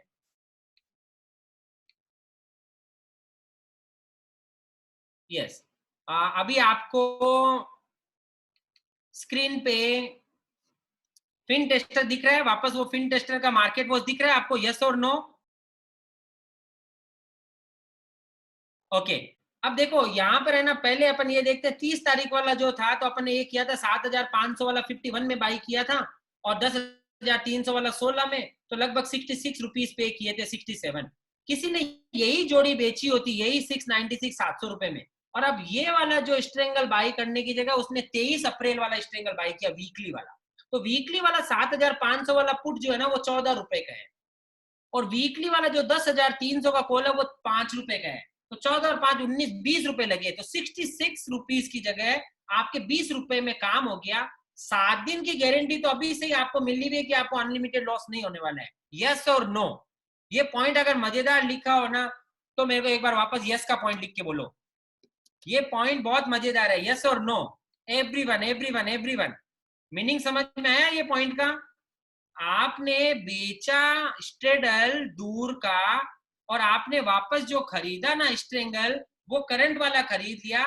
करंट वाले स्ट्रेंगल के अंदर में टाइम का पैसा बहुत कम लगता है, पर गारंटी 7 दिन की तो इससे मिल गई। 2 हफ्ते की गारंटी का 66 दे रहा था, 1 हफ्ते की गारंटी 20 रुपए में तो मिल ही रही है। और इस 1 हफ्ते के बाद में अपन डिसाइड कर लेंगे कि अब अगले हफ्ते की स्ट्रेंगल कौन सी लेनी है। That can also make sense. और कल को 1 हफ्ते में अपने को टाइम का पैसा अच्छे से मिल गया तो पूरा का पूरा ही अपन ये पूरा का पूरा ट्रेड को कट कर देंगे, अपना पर्पस सॉल्व हो जाएगा। Crude oil spreads are very good, very wide. हाँ, how can you synthetic futures, ये अलग पूरा का पूरा जयवंत जयवंत ठक्कर, सॉरी है मैं नाम अच्छे से नहीं बोल पाया हूँ। ये पूरा का पूरा टॉपिक अलग है, इसको कभी बाद में कभी डिस्कस करेंगे। क्योंकि ये फ्यूचर्स की बातें चल रही है। What to do if after initiating position IV starts going up, तो आईवी अगर बढ़ जाती है तो इसका मतलब है, देखो आप अगर ऑप्शन बेचते हो ना तो आपने कुछ व्यू लिए हैं मार्केट में। पहला व्यू आपने ये मानना है कि बाजार रेंज बाउंड रहेगा। दूसरा व्यू आपने ये मानना है कि वॉल वहीं रहेगी या टूटेगी। अब अगर दुनिया के अंदर में हमारा व्यू गलत जाए तो हमको लॉस होना चाहिए। तो आईवी अगर बढ़ गई तो आपको लॉस फील होगा, लॉस दिख रहा होगा उस समय पे, और वो हो भी रहा है। उस मोमेंट की सच्चाई तो वो है कि उस मोमेंट पे तो आपको लॉस हो रहा है। तो शांति रखो, बेयर करो उसको, क्योंकि आपका व्यू गलत गया है। आपने सोचा था आईवी नहीं बढ़ेगी और आईवी बढ़ी है, तो you have to bear it. और फिर मैं अगर अब आपको वेगा न्यूट्रल करने के कॉन्सेप्ट समझाने जाऊंगा तो पूरा का पूरा कॉन्सेप्ट अलग हो जाएगा। पर ये जो स्ट्रेडल जो स्ट्रेंगल बाई किए थे ना आपने शुरुआत में ही, वसीम, क्वेश्चन बहुत अच्छा है आपका कि अगर आईवी बढ़ जाए तो वो रिस्क को कैसे लूं। तो जिस व्यक्ति ने शुरुआत में स्ट्रेडल बेचा और स्ट्रेंगल्स खरीद लिए थे, आईवी बढ़ने से उसको बड़ा लॉस नहीं होगा। क्योंकि आईवी बढ़ेगी तो ऐसा नहीं होगा कि खाली एट द मनी की आईवी बढ़ गई और स्ट्रेंगल्स वहीं खड़े हैं, क्या वो स्ट्रेंगल भी वापस पैसे दे रहे होंगे, तो वो आपके लिए एकदम सेफ हो जाएगा। ओके, अब इसके अलावा किसी का कोई एकदम कोई खास क्वेश्चन हो करंट वाला तो वो मुझे पूछ लो। बहुत सारे क्वेश्चन बीच में मैंने को छोड़ने पड़े हैं, काफी कुछ चैट लेपलेट बहुत बड़ा हो गया है ये, तो मैं सारे ट्रैक नहीं कर पा रहा हूँ। तो कोई के पास कुछ क्वेश्चन है जो अनआंसर्ड रह गया हो और उसको लगता है कि बहुत जरूरी है पूछना, तो मुझे एक बार दोबारा आप टाइप करो फ्रेश, उसको कॉपी पेस्ट कर दो दोबारा, तो मैं आंसर दे देता हूँ। When to book profit in the strategy, when to book profit. Okay Vivek, तो टाइम का पैसा कमाने की इच्छा थी। जिस आदमी को सेफ गेम खेलना है ना तो एक्सपायरी के 2 दिन पहले निकल जाना चाहिए। और जिस आदमी को मतलब लंचर पसंद है तो एक्सपायरी के लास्ट मोमेंट तक खड़े रहना चाहिए। अब इससे आंसर निकाल लो अपना। तो जितना मेच्योरिटी के नजदीक जाते हैं एडवेंचर उतना बढ़ता है, रिटर्न्स उतने बढ़ते हैं। जितना मेच्योरिटी से जल्दी निकल जाते हैं रिस्क भी कम रहती है, रिटर्न्स भी सेफ रहते हैं। कहीं ऐसे लोग हैं विवेक जो नेक्स्ट मंथ कोई खेलते हैं अभी से, और ये करंट मंथ शुरू होने लगता है ना, और नेक्स्ट मंथ जैसे करंट मंथ होने लगता है वो निकल जाते हैं और अगले महीने में चले जाते हैं, क्योंकि उनको सेफ ही कमाना होता है। Yes, do you keep targets, और जस्ट मैंने इसका आंसर दे दिया है वसीम, है ना, अलग अलग व्यक्तियों के रिस्क रिटर्न प्रोफाइल पे। हाँ, तो आप ये सब कुछ चीजें finideas.com पे सारा का सारा इंफॉर्मेशन रखा हुआ है। तो आप, हाँ, तो आपको अगर कोर्स के बारे में कुछ भी जानना है या इसके प्रोगे इंफॉर्मेशन मिल जाएगी आप। Just a second. हाँ, मैंने यहाँ पे शैलेश सिंह और शैलेश शाह का नंबर दिया है आपको, आप लोग इनसे बात कर सकते हो इसके बारे में और भी कुछ जानना हो तो। Sandhya Raut please provide excel sheet. Yes, तो एक्सेल शीट आपको मिलेगी। मैंने आपको फीडबैक फॉर्म का एक लिंक दिया है, ये फीडबैक फॉर्म को भर दीजिएगा, आपको एक्सेल शीट आ जाएगी उस पे, है ना। जो ईमेल आईडी आप डालोगे उस पे we will send you this excel sheet. Nandita, can't be done his can't be done with one pair of straddle। हाँ, how much? oh yes yes, तो एक ही स्ट्रेडल अगर आपने बेचा है तो ऑब्वियस है नहीं हो पाएगा, क्योंकि डेल्टा न्यूट्रल करना है। तो डेल्टा न्यूट्रल करना है तो अगर आपने 5 लोड किए हो तो एक डेल्टा आउट होएगा तो उस एक को न्यूट्रल करोगे। एक लोड से हो पाता होता है, एक लोड से तब होता है जब आपके पास में इक्विटी से डेल्टा न्यूट्रल करने का तरीका हो। तो आप बहुत अगर एक एक लोड वाला काम करते हो तो आपको फिर इक्विटी से डेल्टा न्यूट्रल करना होगा। ये कॉन्सेप्ट को कभी और अलग टाइम पे वापस चलाएंगे। मीनिंग जितना डेल्टा आउट हुआ उतना इक्विटी लॉन्ग या शॉर्ट करना पड़ेगा, उस तरीके से आप डेल्टा न्यूट्रल कर पाओगे अगर एक ही लोड पे करना है आपको। तो फ्रेंड्स, आई एज्यूम मैंने ऑलमोस्ट सभी आंसर्स दे दिए हैं, और ऐसा उम्मीद करता हूं आपको फिर ये पसंद आया होगा, और आप अपने फीडबैक हमें जरूर दीजिएगा। आपके फीडबैक से ही हमें मोटिवेशन आता है। Thank you Mandar, thanks for the fantastic compliment, thanks a lot, thank you everyone.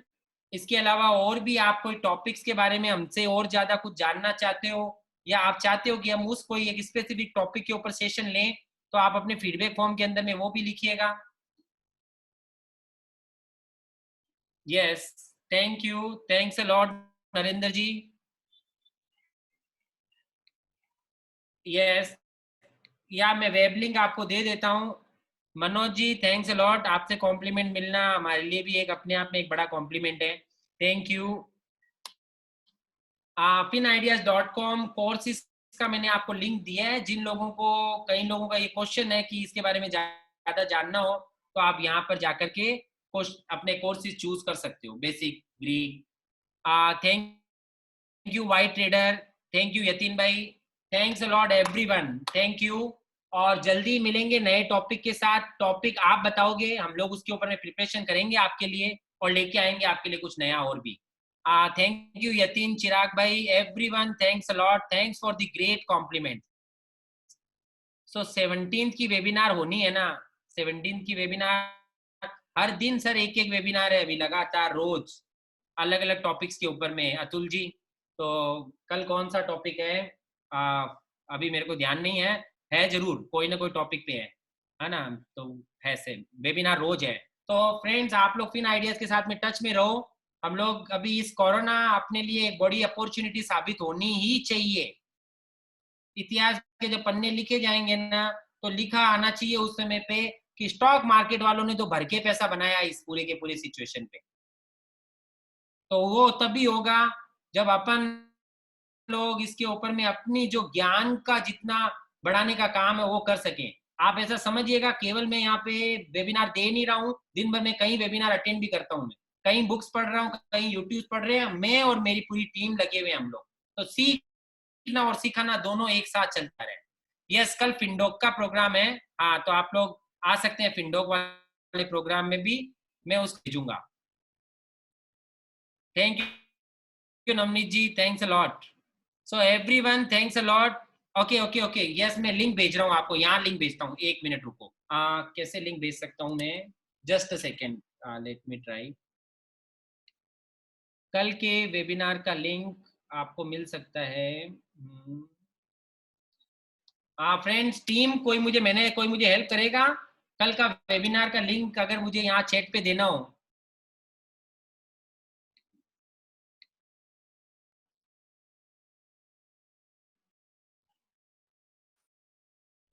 या संध्या, कोरोना अपॉर्चुनिटी, जस्ट मैं एक सेकेंड के अंदर में आपको 15-20 सेकेंड में आपको कल के वेबिनार का लिंक दे रहा हूँ।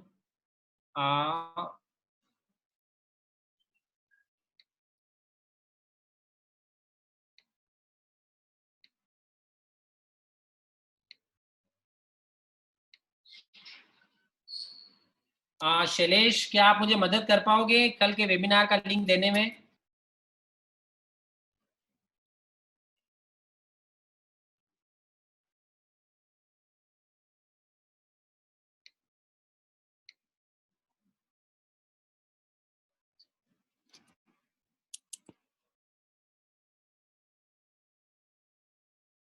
ओके,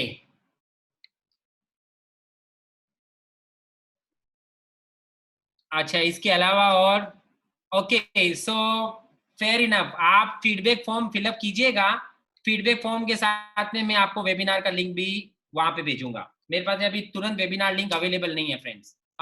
ये मैंने कोर्सेज वाला लिंक भेजा। अच्छा, मैं फीडबैक वाला लिंक भेजता हूँ, एक मिनट, लास्ट पॉइंट। ये फीडबैक फॉर्म जिसको नहीं मिला हो, तो फीडबैक फॉर्म का लिंक भेजा है, आप यहाँ पर अपना फीडबैक भेजिए। और इसी के साथ में रिप्लाई के अंदर में मैं एक्सेल शीट और कल के वेबिनार का या आने वाले टाइम पे जो अगले 7-8 दिन में रोज कोई ना कोई वेबिनार है उसका मैं आपको लिंक भेजने का कोशिश करता हूँ, उस पर लिंक भेज देता हूँ. So once again thanks a lot everyone. आपका खूब समय लिया, आपने अच्छा समय दिया है. So we are very thankful that you attended this program. You motivated us to do all these things regularly. Thank you. By these words, we are closing the meeting now. Thank you. Thanks everyone. Thanks a lot.